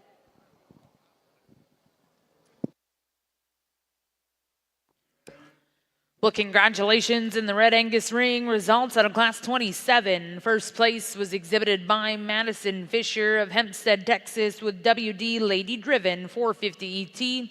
Second place will go to Leon's Angels London 718E exhibited by Emma Woodard of Cambridge, Ohio. Third place went to Fort Hays State University of Hays, Kansas. Fourth place in that class, and congratulations to Tegan Lee of Plaza, North Dakota.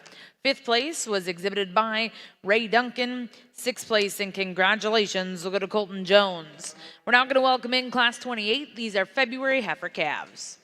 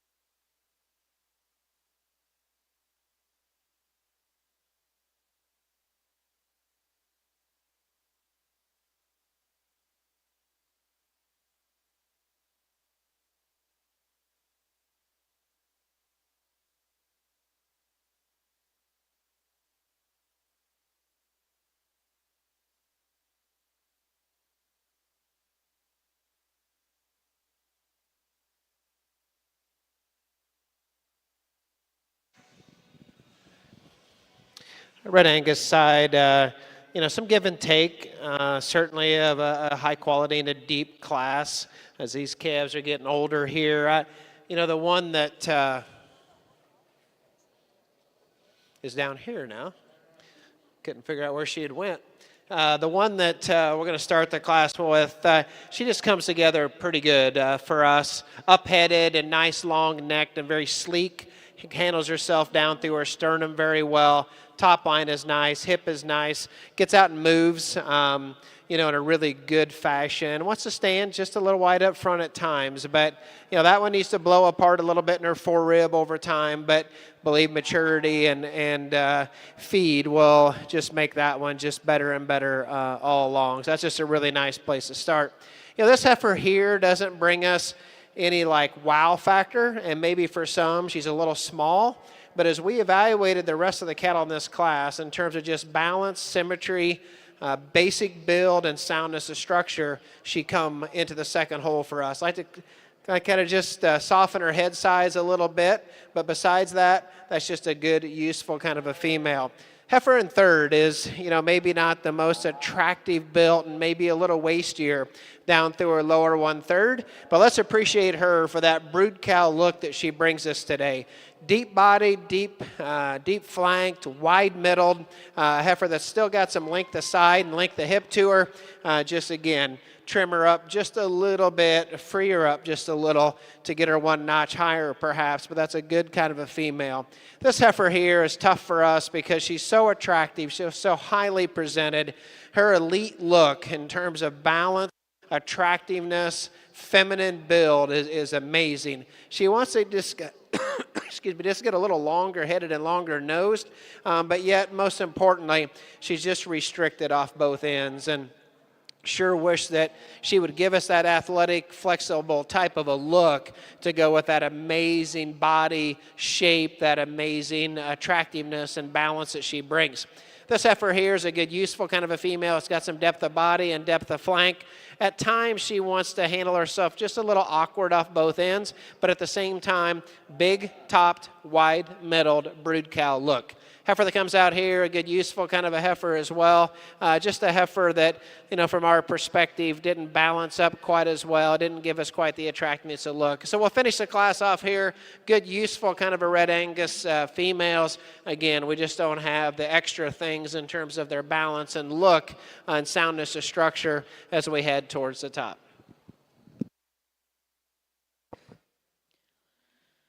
Well, congratulations over in the Angus ring. Your champion intermediate heifer was exhibited by Kaylee Langford of Breckenridge, Texas with UDE Forever Lady 30-37.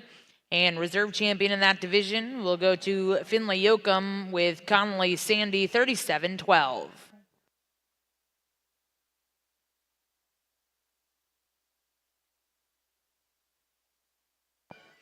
And congratulations back over in the red ring. Results out of Class 28 February heifer calves. First place exhibited by Veronica Lentz, Creston, Iowa, with MM Fantasies Joy 412M. Second place in that class, and congratulations goes to Lucas Bowling of Sheldon, Missouri, with LBL Pandora 227M.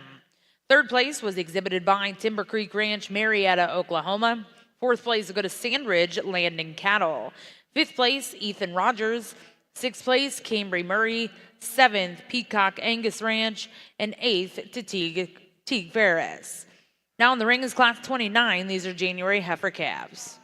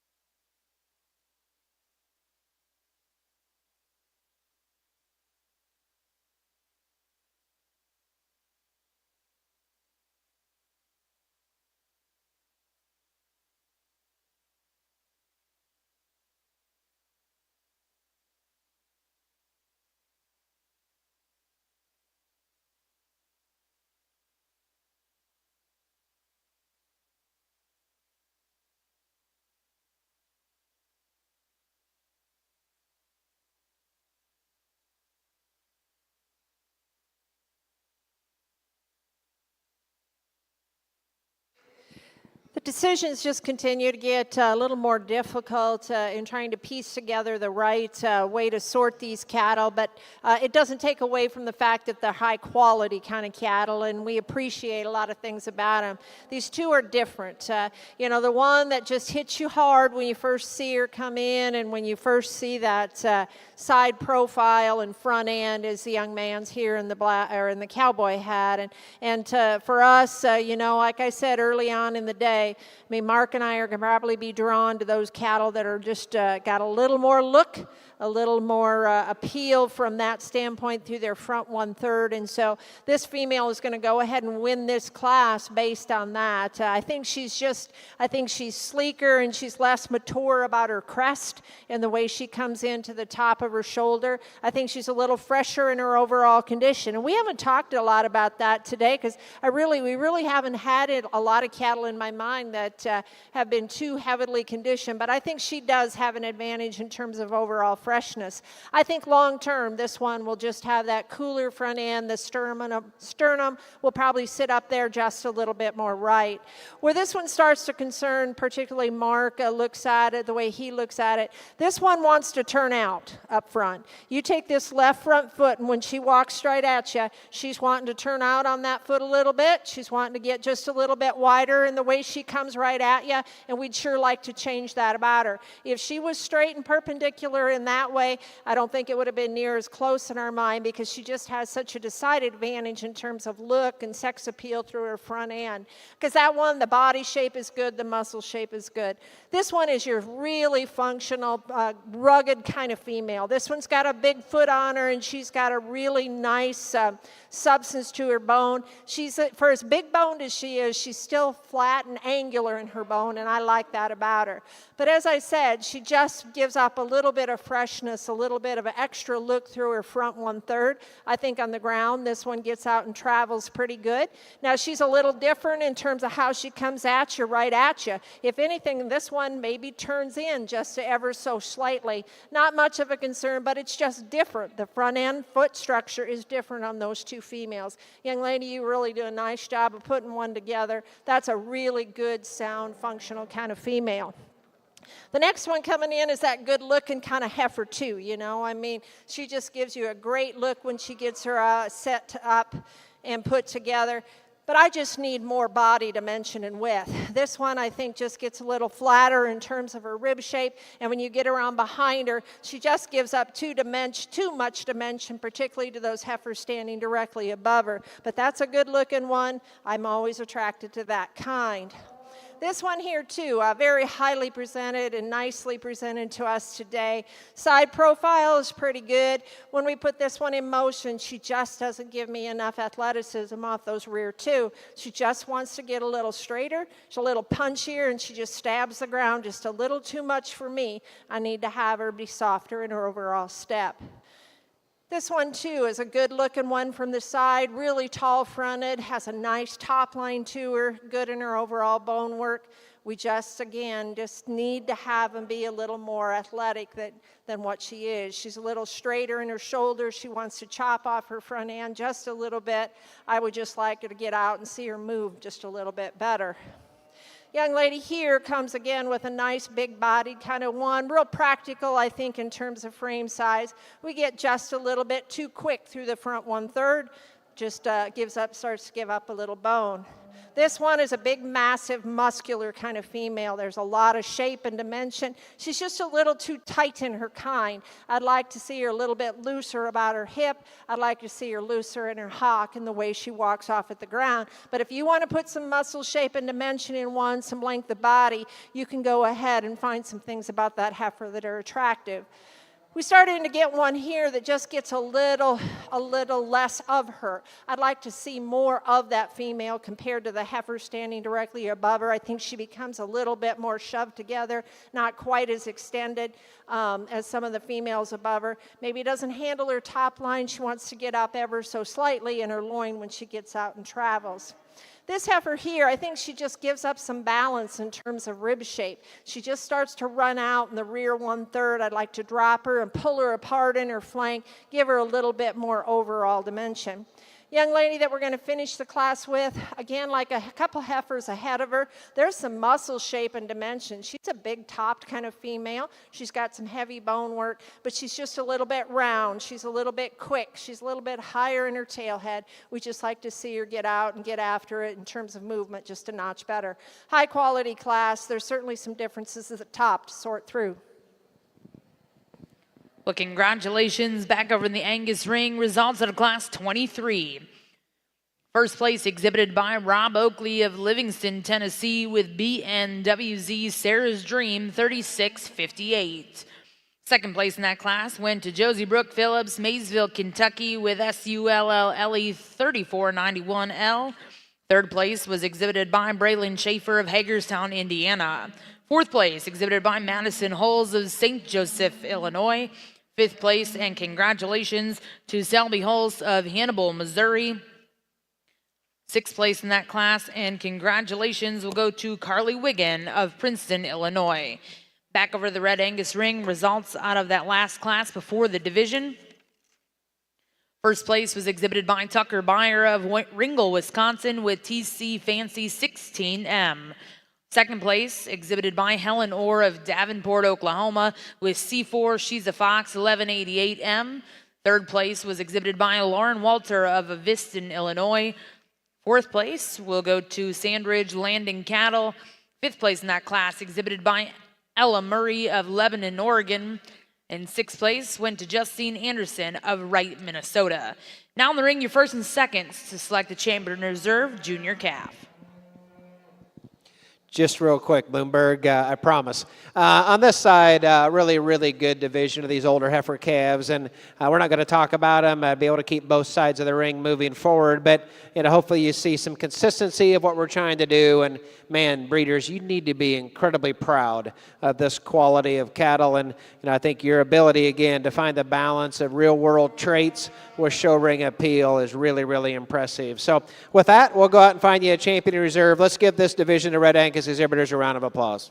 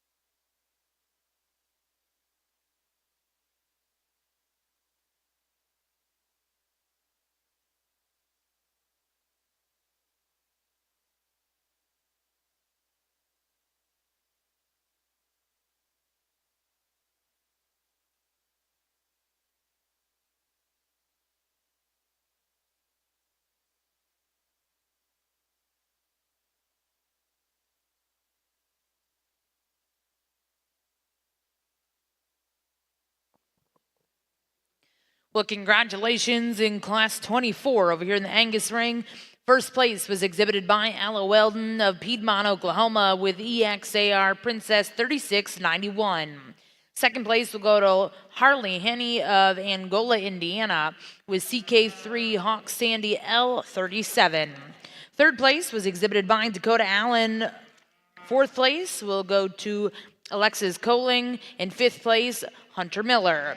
We're now going to bring those first and seconds in, select the champion reserve, Junior Yearling, Division 1. Back over in the Red Angus ring, results out of our junior calf division. Your champion was exhibited by Madison Fisher, Hempstead, Texas, with WD Lady Driven 450 ET and reserve, and congrats to Tucker Beyer, Ringgold, Wisconsin, with TC Fancy 16M. Now in the red ring, we have Class 30. These are winter heifer calves.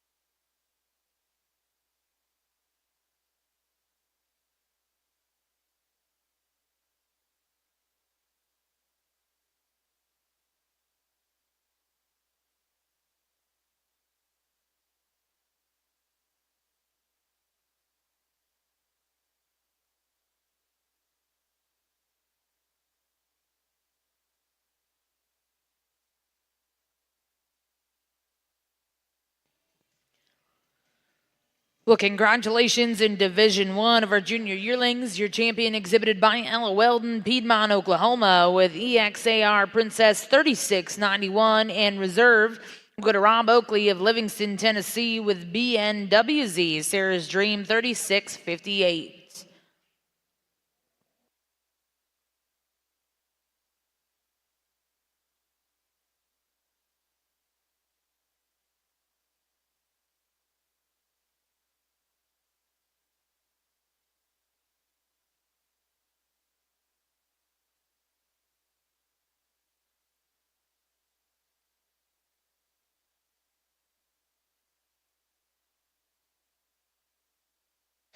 another tight pair at the top of this particular class. And, neither one of these heifers quite get out and do what we'd like to from just a soundness perspective for sure. So with that in mind, we're going to go with a bigger footed, bigger bone, deeper bodied, more massively built female in this young lady's that's going to win. And we just think at this point in time, she's got that kind of brood cow look, that depth of body, that depth of flank that, we like to see. And again, certainly like to free her up off both ends, but we see the same scenario in this heifer that's going to be second today. And, this heifer here does a lot of really nice things as well. Her top line and her hip are really nice.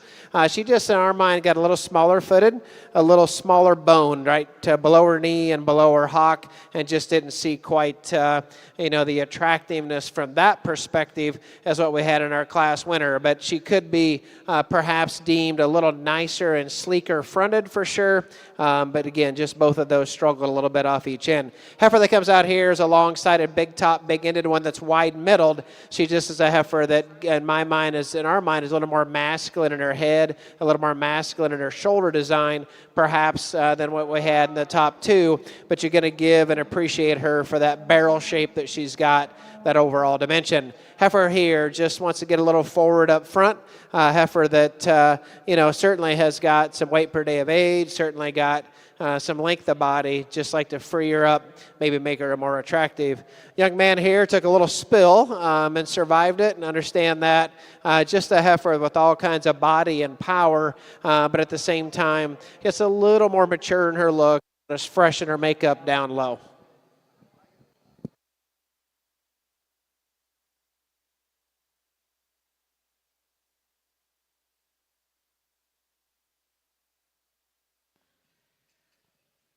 Well, congratulations in the Red Angus ring, results out of Class 30.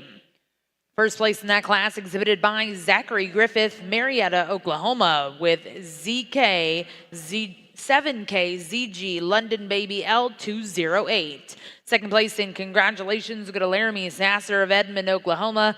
Third place was exhibited by Lydia Brown. Fourth place will go to Jocelyn Richter, and fifth place went to Sagebrush Angus. Now in the Red Angus ring, Class 31, these are senior heifer calves.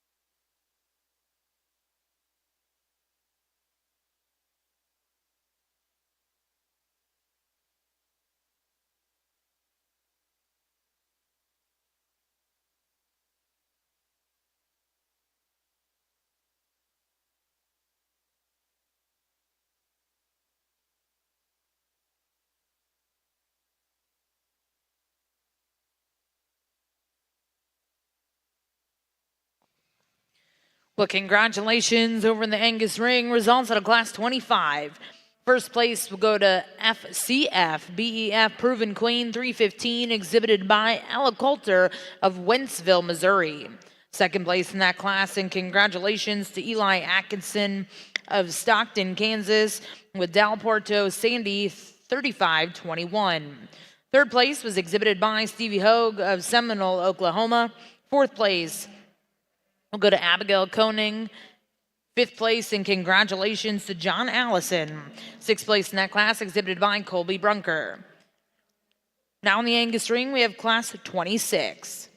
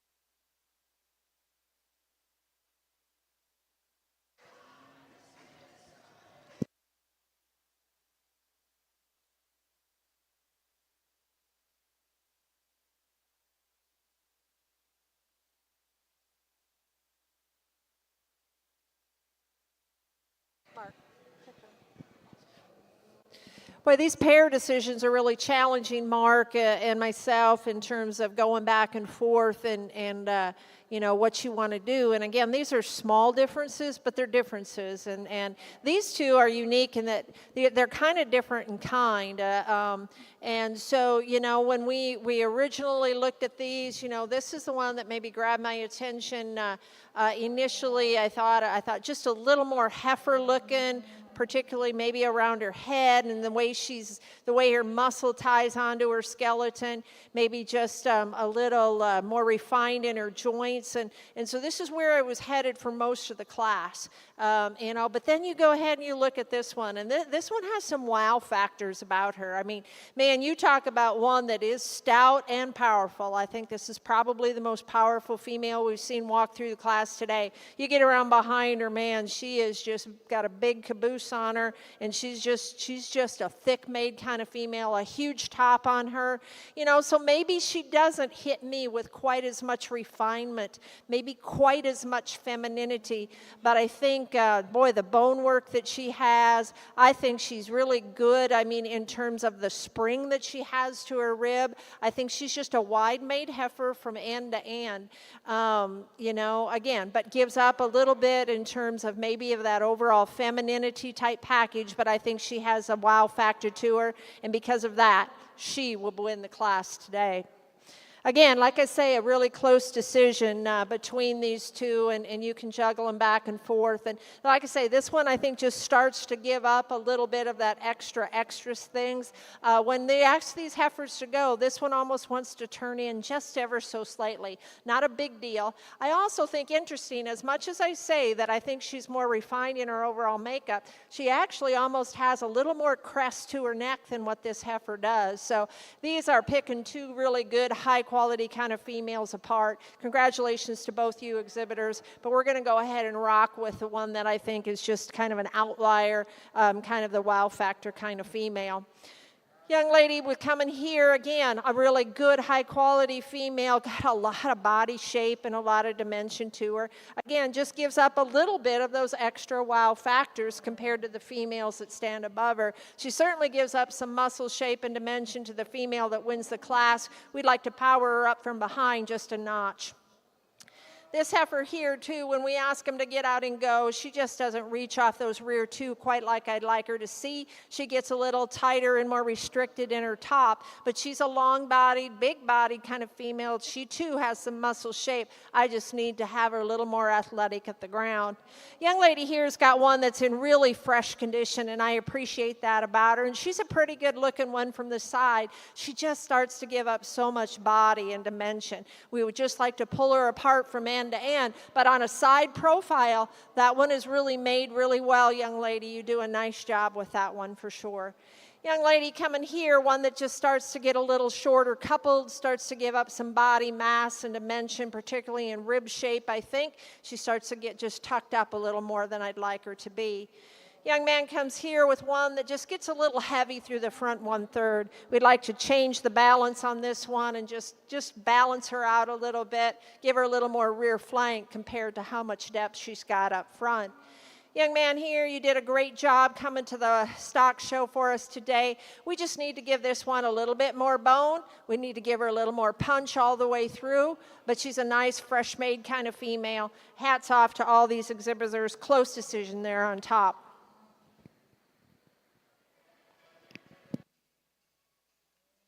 Well, congratulations in the Red Angus ring. Results out of Class 31. First place goes to Olivia Naylor, Connorsville, Indiana, with KJHT Shake the Bucket 3011. Second place and congratulations in that class will go to Delaney Naylor with KJHT FCFR Luxury 3021. We'll now bring those first and seconds in. Our judges will select their champion reserve fall calves.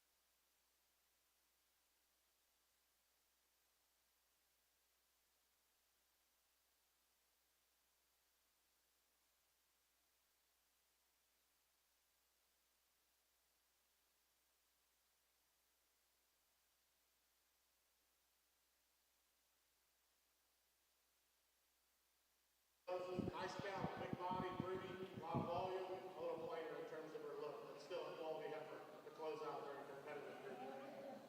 On the Red Angus side, as we get ready to pick another division, we talked about this first class where both of those high-quality heifers just didn't get out and grab us in terms of their ability to move to go with the other ultra good qualities that they have. And then Deb just talked about the closeness of the pair out of our second class, the uniqueness differences they have, but yet both cattle good at the ground and both cattle just high quality. So with that in mind, we're going to leave this second class together for champion reserve. So these two young ladies will be champion reserve. Yes, give them a round of applause. Nice division.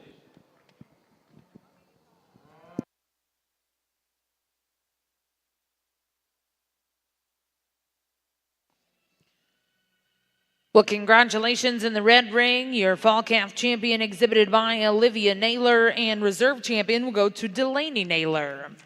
We're now going to welcome in Class 33. These are summer yearling heifers.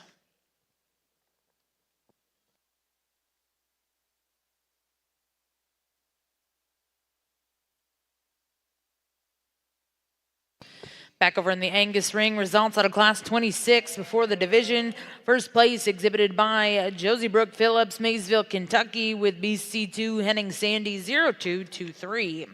Second place in that class will go to Ella Eathington of Avon, Illinois, with PVF Missy 3302.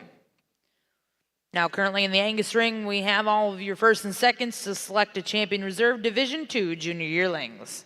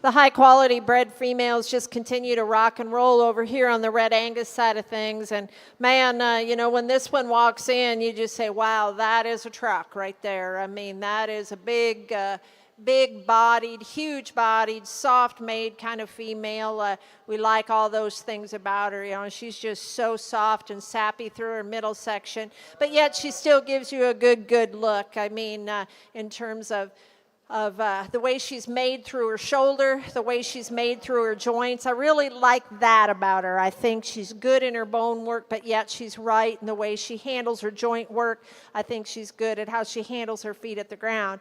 You know, now I realize a big heifer like this, I'm sure she's been on the show road most of her life, and she probably doesn't need to be carrying any more condition to us today, you know, but that is a really well-built one, a highly presented one that's just soft in her makeup. We like those things about her. I like the design of the heifer that stands here in second, and I think she's just a little more uniform and proportional in how she's pulled together. I think particularly when you start to look at her body type and kind, I like the way she's made through her chest floor better. I think she's more accurate in terms of her forerib, middle, and rear flank. I think that just blends together very nicely. She's good and strong in her top line. She just ran into a really big, soft kind of excellent kind of female to win this class. But that's a high quality one right there. I like to see some things. She's starting to get a little closer in terms of calfiness as well. We like to see that at this stage as well. Young lady here's got a bigger outlined one, longer made, clean made, but again, just starts to give up too much rib shape, I think, for us. We'd like to just see her get out and travel with a little more ease and comfort off those rear two. Interesting class. Let's give them a round of applause.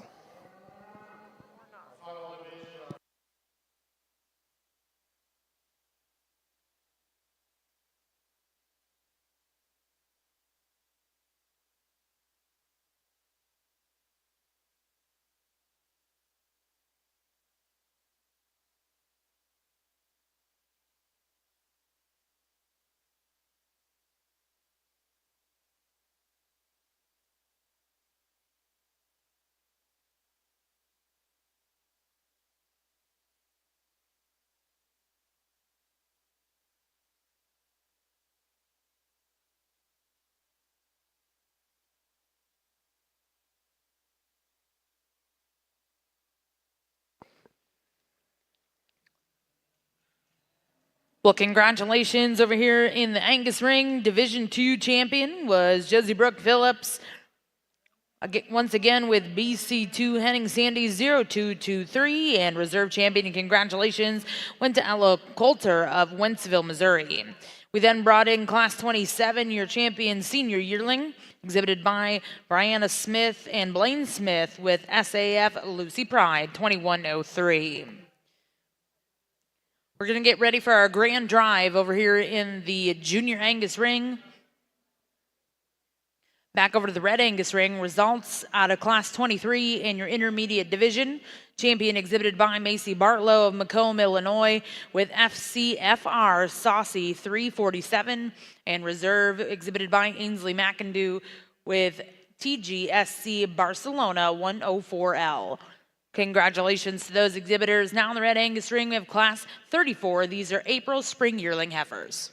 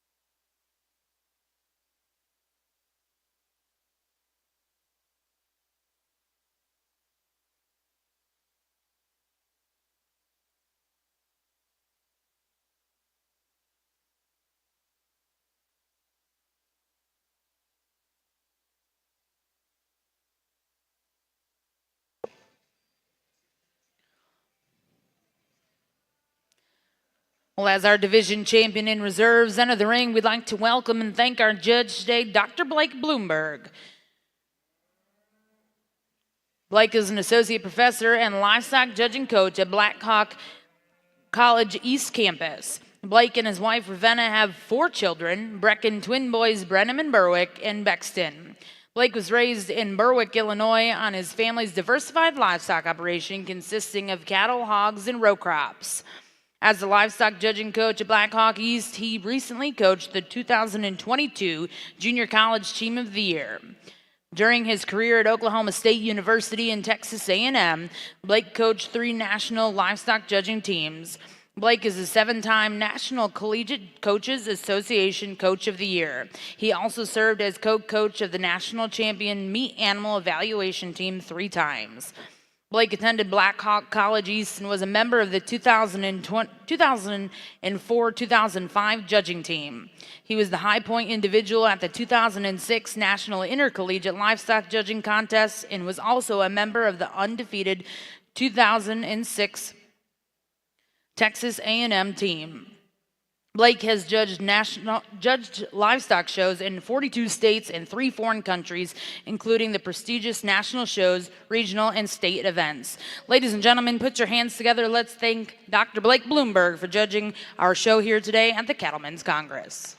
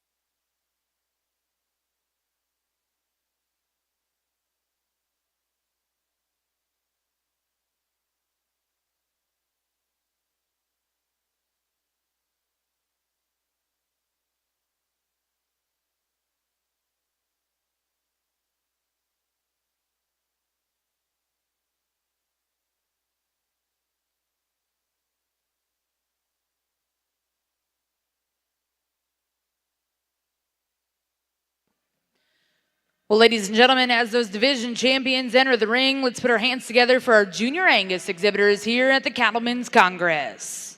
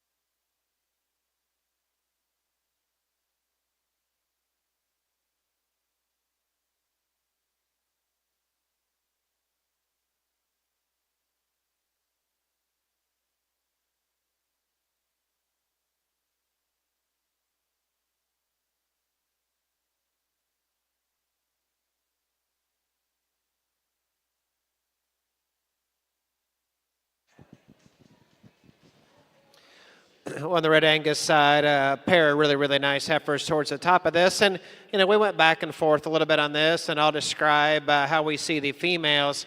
The really nice haired one for sure is out front here. In our mind, I don't know as if she takes quite as long a step off her rear leg structure and is quite as flexible, down into her pastern perhaps. But we like the fact of how she's designed in her shoulder. We like the fact of how she's designed in her head and her neck, and just how that blends together and just gives us a really nice, very attractive look. Is she is blown apart right behind her shoulder? Is she is wide horizontally? No, but I think maybe she's just tighter down into her sternum, more attractive up through her head and neck. The special features of her, give her an advantage from that perspective. The one that's standing second, she is the deep-bodied, bold, ribbed one for sure, big-topped and big-ended. There's no doubt about that. She gets a little shorter-bodied.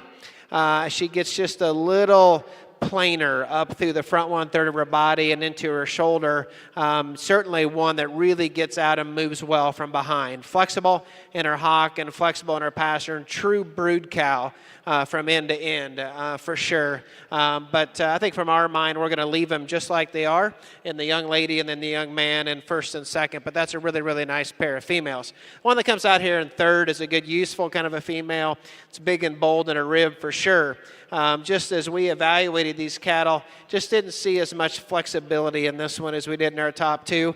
Not to take away from a female that's got a lot of goodness to her in terms of just profile and design with the structure. Nice female. Heifer that comes out here, just a very good, useful kind of a heifer. Maybe didn't see her as deep-bodied and as bold-sprung at this point in time in her career as the ones that we saw towards the top. But a nice up-headed female. Her top line's good. Her rear leg is attractive and functional enough, I think, in this particular class. Young man here, we love your depth of body. Love to have you back in the ring today as well. We love your depth of rib and depth of flank. You've got just more restricted off both ends and doesn't get that good upper 2/3 of the body, kind of in sync with a more athletic bottom 1/3. But a good female, one that's going to complete the class, is certainly a heifer that's very long and extended. Just a heifer that in my mind is just a little more shallow in her forerib, a little more shallow overall at this point in time, age-wise to the others, but a good female for sure.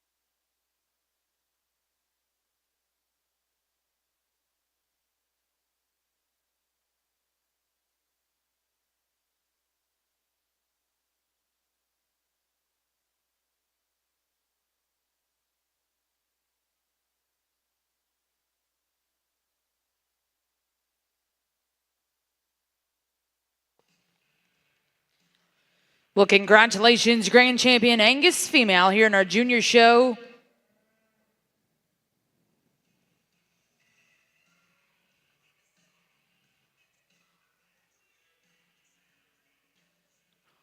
Well, congratulations to Josie Phillips with BC2 Henning Sandy 0223.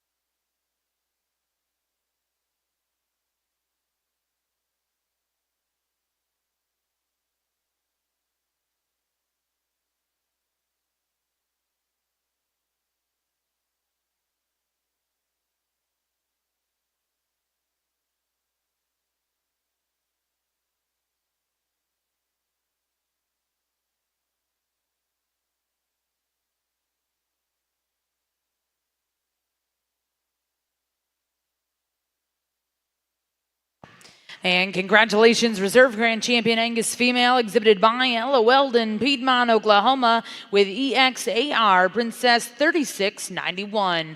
Again, congratulations to all of our junior Angus exhibitors. Special thank you to Dr. Blake Bloomberg for joining us here today.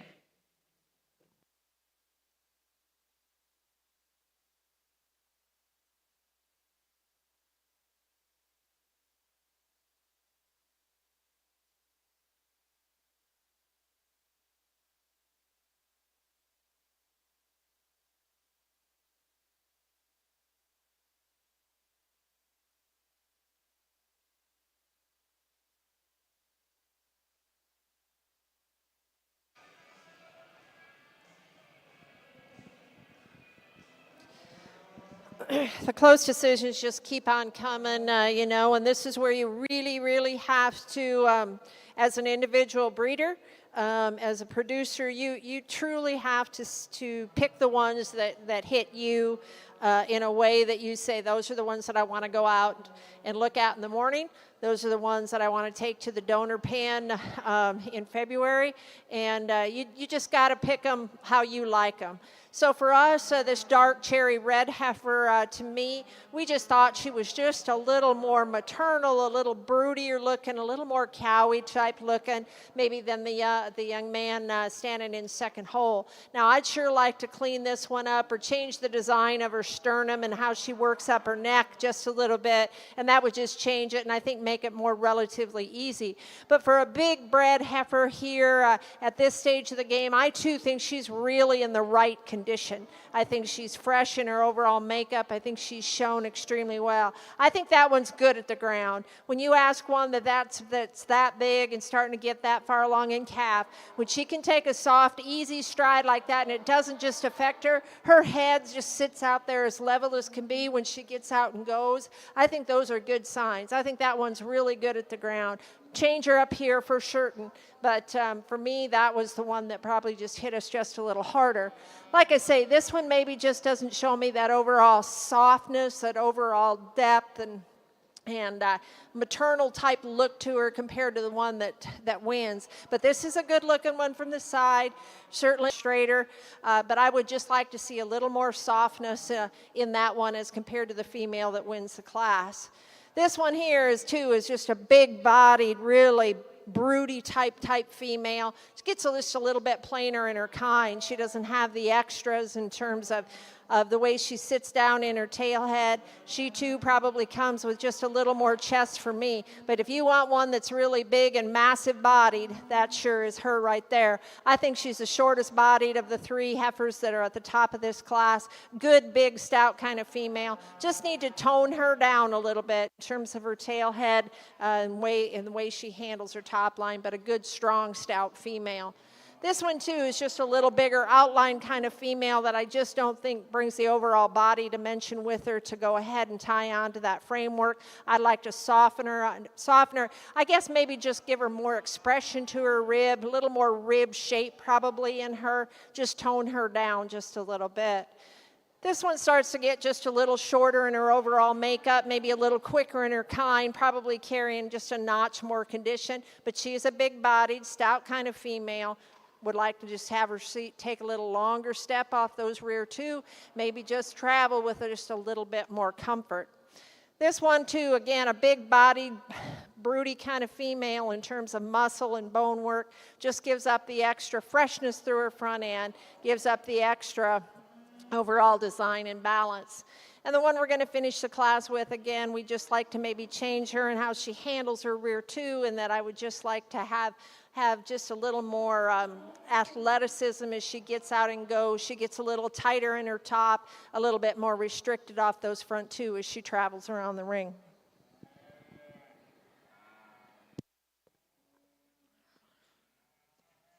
Well, congratulations in class 35, March Spring Yearling Heifers. First place and congratulations will go to Kelsey Kronbusch with BJF Lady 3041L. Second place in that class was exhibited by Lauren Goki of State Center, Iowa. Third place will go to Rhett Tripp of Nardin, Oklahoma. Fourth place exhibited by Emma Karst of Russell, Kansas. Fifth place, Sandridge Land and Cattle. Sixth place exhibited by Legacy Murphy Livestock. Seventh place in that class, and congratulations goes to Jones County Junior College. We're now going to bring those first and seconds in, select the Champion Reserve Senior Intermediate.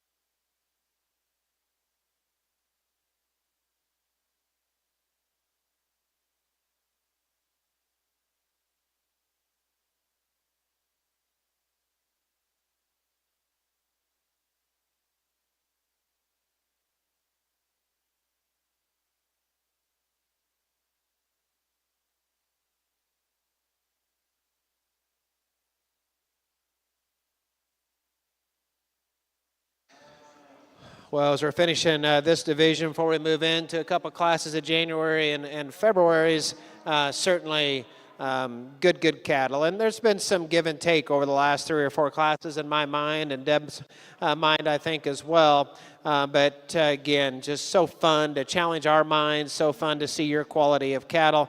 We're not going to talk about these two. We think that we've talked about those enough in class, but again, trying to find the balance of adequate structural correctness and good looking and fresh with some muscle shape and some doability is as simple as what that may be. That's what we're trying to do. So with that in mind, Deb will go out and find you a champion in this particular division. Let's give these exhibitors a round of applause for a really good division.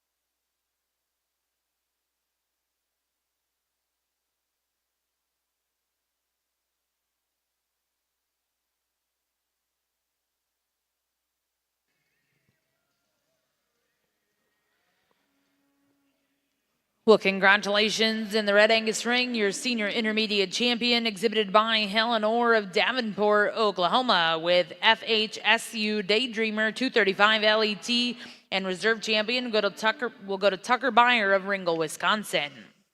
We're now going to welcome in Class 36. These are February junior yearlings.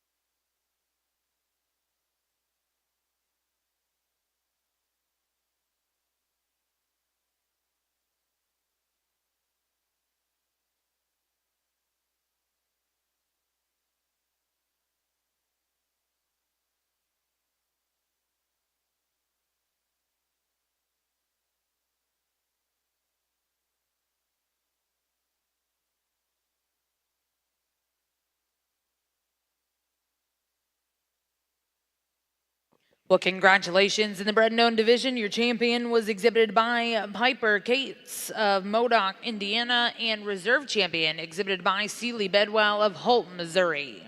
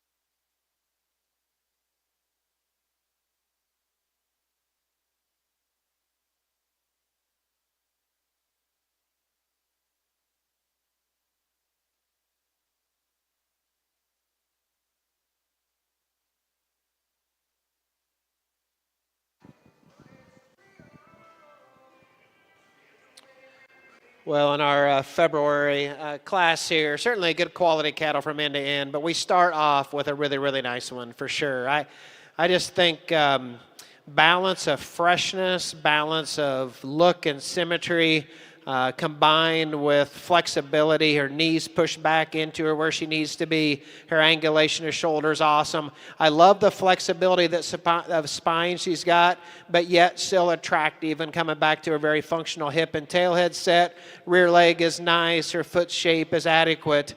That one is just awful nice young lady to start the class off with. Well, it's going to be in second. That wants to go out first. Don't blame her. Just a really long, very extended, big bone, big footed one. Not the moderation of size and perhaps not the depth of body in relation to her skeletal size as our class winner, but a good functional female. This heifer here is moderate. doability, I'm sure, will always be really, really good. A true brood cow represents the breed well, deep bodied, deep ribbed, and does those things well. With that, just a little shorter and quicker in our mind, not quite as attractive down through the lower 1/3 of her body. Heifer that comes out here, just a good, useful, kind of a Red Angus heifer that's got body shape and depth of body. Didn't see her as flexible on each end. Didn't see her quite as attractive in her overall look. But that, again, is just a real power cow that you have to appreciate. Young man here that walks out, be proud of your heifer that you brought here today. Certainly one that's extended enough. She's big bone, a massive big foot underneath of her, really attractive up through her front 1/3. Wants to get a little tighter right in her forerib behind her shoulder. One that's going to complete the class, just a good, useful, again, functional female. Just didn't see her kind of put everything together in balance and symmetry quite like the others. But I like your hat, young man. I like your heifer. Good job with that. So a nice February class.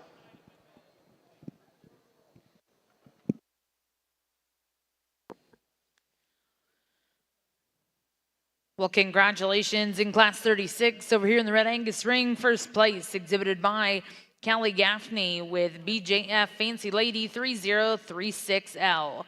Second place in that class will go to Bridget Weiss of Buffalo, Minnesota. Third place, and congratulations to Justine Anderson. Fourth place, Macy Weems.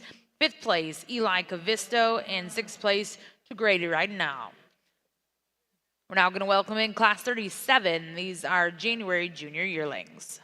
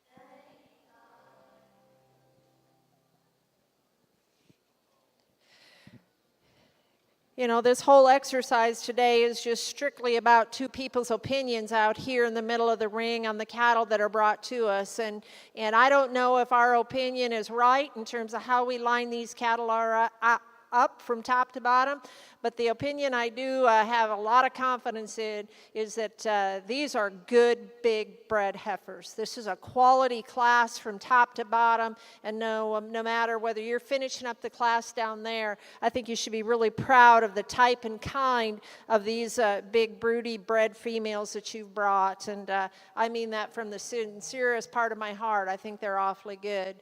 Young lady we're going to start with here, I think this one does a lot of exceptional things for being at this stage of the game. You know, when you ask one to be good looking, she sure enough is. When you ask one to have some muscle shape and dimension, she sure enough. When you ask one to be good at the ground and have the right bone shape in terms of the smoothness to her joints and those kinds of things, I think she does that as well. I think that's a really good beast right there, and you know, that's not to take away from the one standing behind her because she's awfully good, but I think that one is really, really solid. Nice female. I think it's really close between second and third, and I initially probably would have ran with the heifer we had in third, but the longer they're out here, I think this one comes at me with enough extra freshness through her front end. The way she's made from her shoulder and her crest and her chest and her head shape, how she's chiseled out, I think those things just bring her into second hold for me. Nice, good, again, smooth-made kind of female. Handles her top probably better than the heifer standing here in third hole. Good, solid kind of rascal. I like that one a great deal. As I said, this one hit me pretty hard when she came in that I think she's so solid at the ground. She's big in her foot. She carries a lot of authority when she walks. She just plants. She's just very, very comfortable. But the longer she's out here, as I say, and I realize she's starting to get, you know, they're starting to get a little calfy looking. She just starts to give up some freshness in the way she's made through her shoulder, right at the top of her shoulder, maybe through the front 1/3 as compared to the heifer standing in second one. But I like that one a great deal. I think if you can make cattle that are that solid and comfortable at the ground with that kind of body shape and things, you're going to be in this business a long time. Young lady here, again, you bring a nice quality kind of female to the table. You just ran into a class of high quality from end to end. As I said, she just kind of gives up some of the extra bells and whistles. I don't think she's pulled apart quite as big in terms of natural rib shape, natural width when you get around behind her as compared to the females above her. Here too is just a good, big, broody, useful kind of female one, you know, that you just have to appreciate all the good things that she does. She is just starting to fill in just a little bit too much through her chest and sternum, maybe carrying just a bit more condition than I'd like to see. Just need to freshen that one up a little bit. And as I said, here's one that's just too good to be finishing up the class, but somebody has to. And she just starts to give up that little bit of extra spring in her step, the little extra softness in the step that she goes. She's certainly starting to get pretty calfy, and we appreciate that about her. Excellent class of bred females. You as breeders should be very proud of them. Well, congratulations in class 37. First place exhibited by Sandridge Landing Cattle with Dutch TC Miss Eagle 308L. Second place will also go to Sandridge Landing Cattle. Third place, Danica Lowry of El Dorado Springs, Missouri. Fourth place was exhibited by Madison Fisher. Fifth place, Macy Weems, and sixth, Ella Murray. We're now going to bring those first and seconds in, select the champion reserve junior female.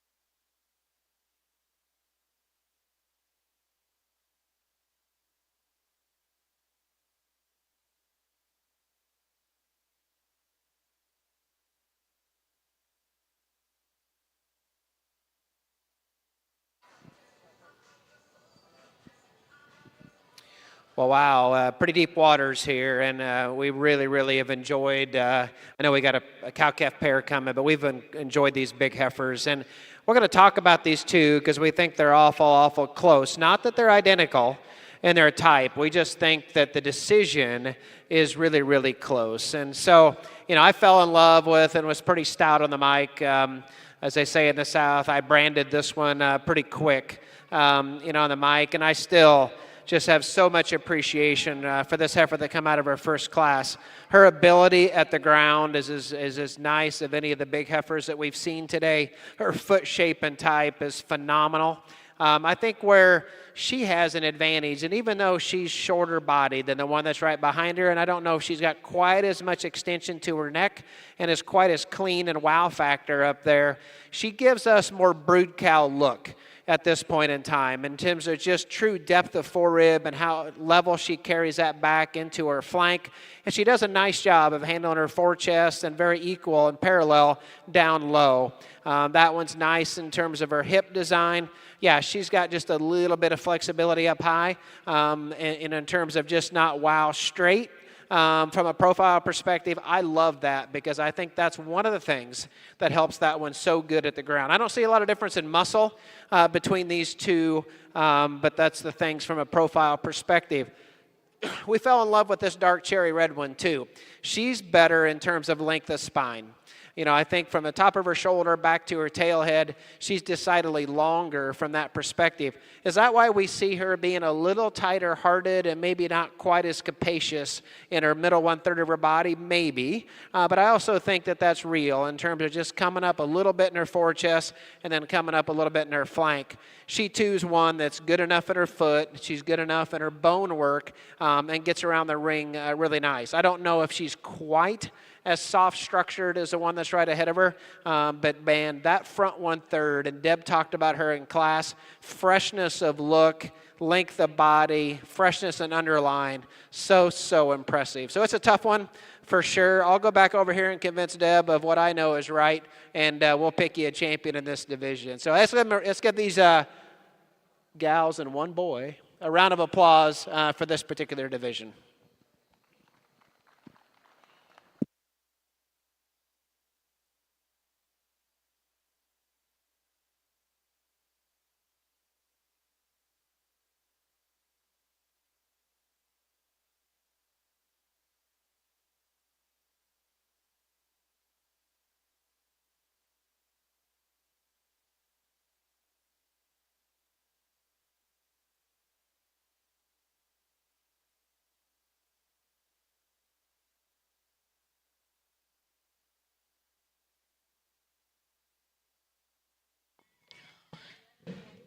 Well, congratulations over here in the Red Angus ring. Your junior champion heifer exhibited by Kelly Gaffney with BJF Fancy Lady 3036L, and reserve champion will go to Sandridge Landing Cattle with Dutch TC Miss Eagle 308L.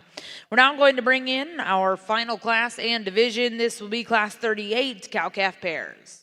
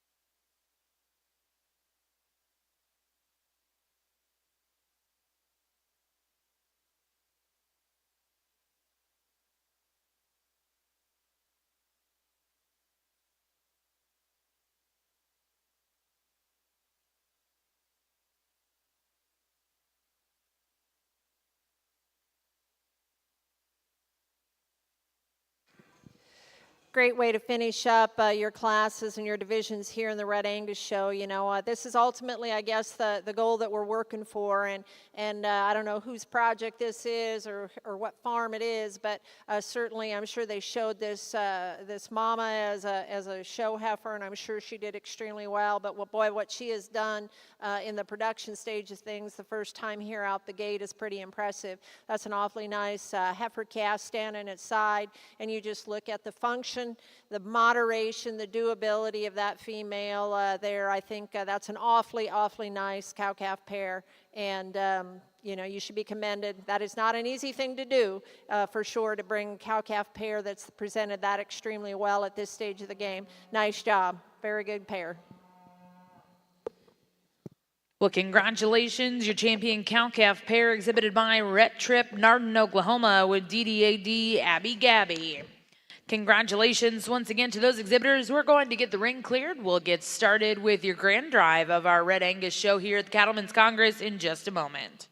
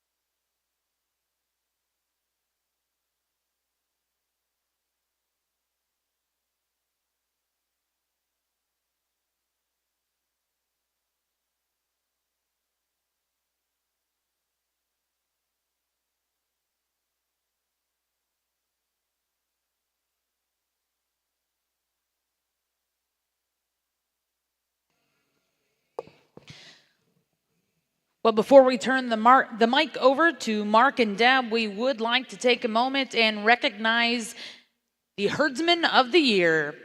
If we could have Mr. Tony Toller join us here at the stage. Let's put our hands together for Tony Toller, the Herdsman of the Year. Tony grew up in Columbia, Mississippi. He attended Jones County Junior College and graduated from Mississippi State University with a bachelor's in animal science. After an internship at Beartooth Ranch in Columbus, Montana, which spanned 3 summers into his early college years, he began to develop and realize his love for the cattle industry and held great opportunity for the future of his livelihood. His wife, Edie, and him have been happily married for 29 years and have 3 children, Owen, Chloe, and Truett. He has been in the cattle business for most of his life and is so grateful for the opportunity to raise with his family in this industry that he enjoys so much. He has been managing ranches for 30 years in the states of Mississippi, Texas, and Oklahoma. While he has been raising and breeding registered cattle in the Limousin Angus and Red Angus breeds for 30 years, he has been solely committed to the Red Angus breed for the last 15 years. He believes in the benefits that the Red Angus cattle have to offer the registered as well as commercial cattlemen in the industry. Ladies and gentlemen, let's put our hands together for Herdsman of the Year, Mr. Tony Toller.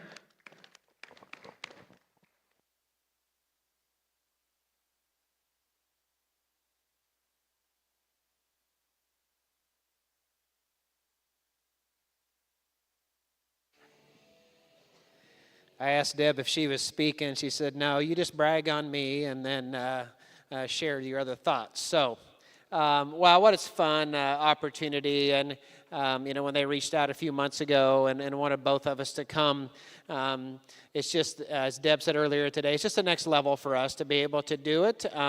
Maybe comfort, maybe confidence, maybe just enjoyment to be able to learn together. And I think there's as much learning for the judge's perspective as there is for the people showing. I don't care how long you've been judging, but we really have enjoyed the time. It was interesting listening to Blake Bloomberg talk about Dr. Callahan, and then get emotional and talking about his dad and the loss, and we.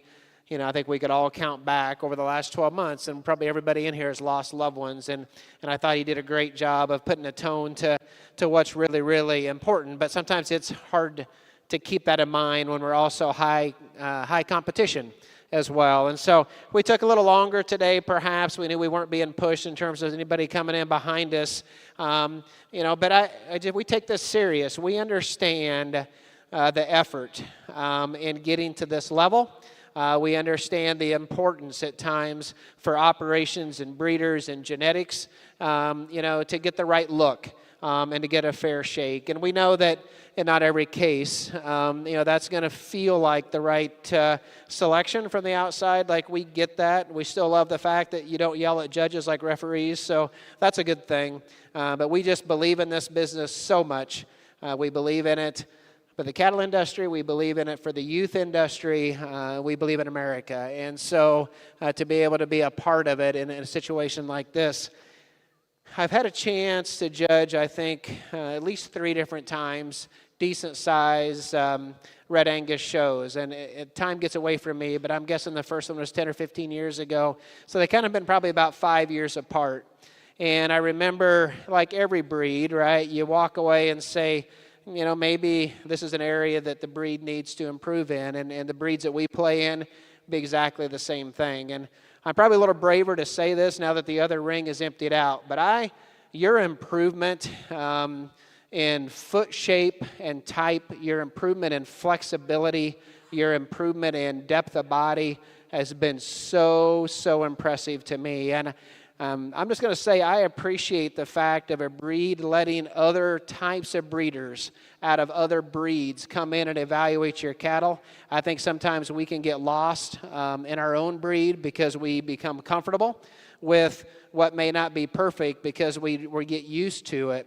I think there's several breeds that do a really good job of bringing outside perspective. It's dangerous, perhaps at times, but we appreciate that. And I know it's been a big difference in one of the breeds we play in the main Angus business as well, is we'll use any high-quality breeder from any breed to come in and tell us how they'd make the cattle better. And so I appreciate that philosophy as well as non-Red Angus breeders being assigned to such an important responsibility at your national show. So I think that's enough talking. We're going to go ahead and talk every one here. No, just kidding. I think we've talked about them enough, and I think you know which ones that we appreciate. We're incredibly good down at this end, particularly these first 2. The future of them is absolutely amazing. We're really solid through the middle, and we get incredibly good at the other end as well. And so with that, thank you for the opportunity. Thank you for the opportunity for Deb and I to do it together. We'll find you a champion heifer. Let's give them all congratulations.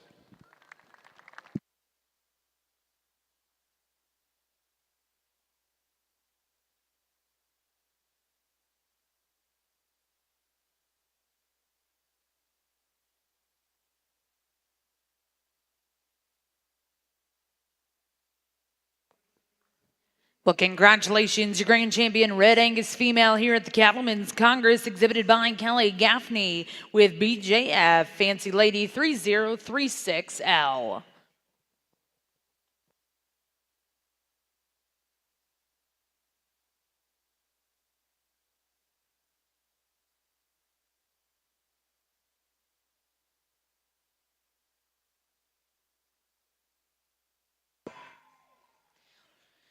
And congratulations, Reserve Grand Champion. Comes out of that same division, exhibited by Sandridge Landing Cattle of Forest, Mississippi, with Dutch TC Miss Eagle 308L. Well, once again, congratulations to all the Red Angus exhibitors. A special thank you to our judges today, Mark and Deb Core of Pleasantville, Iowa.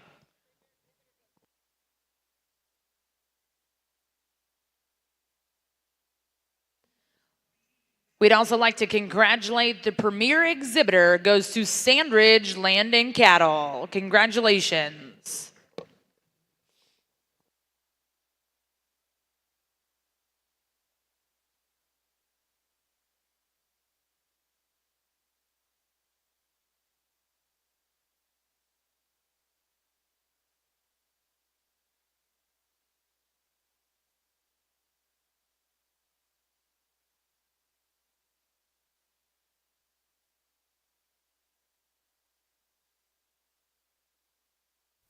At Frontier Embryo Center, where tradition meets innovation in cattle breeding and fertility services, we're more than just a cattle service. We're your partner in elevating your herd's genetics. Our 60-day pregnant recip program and 6-month wean calf program are designed to maximize your genetic potential. With premium recip cows that are always on hand, health tested and selected for their docile and maternal traits, we handle the hard work so you can focus on growing your operation.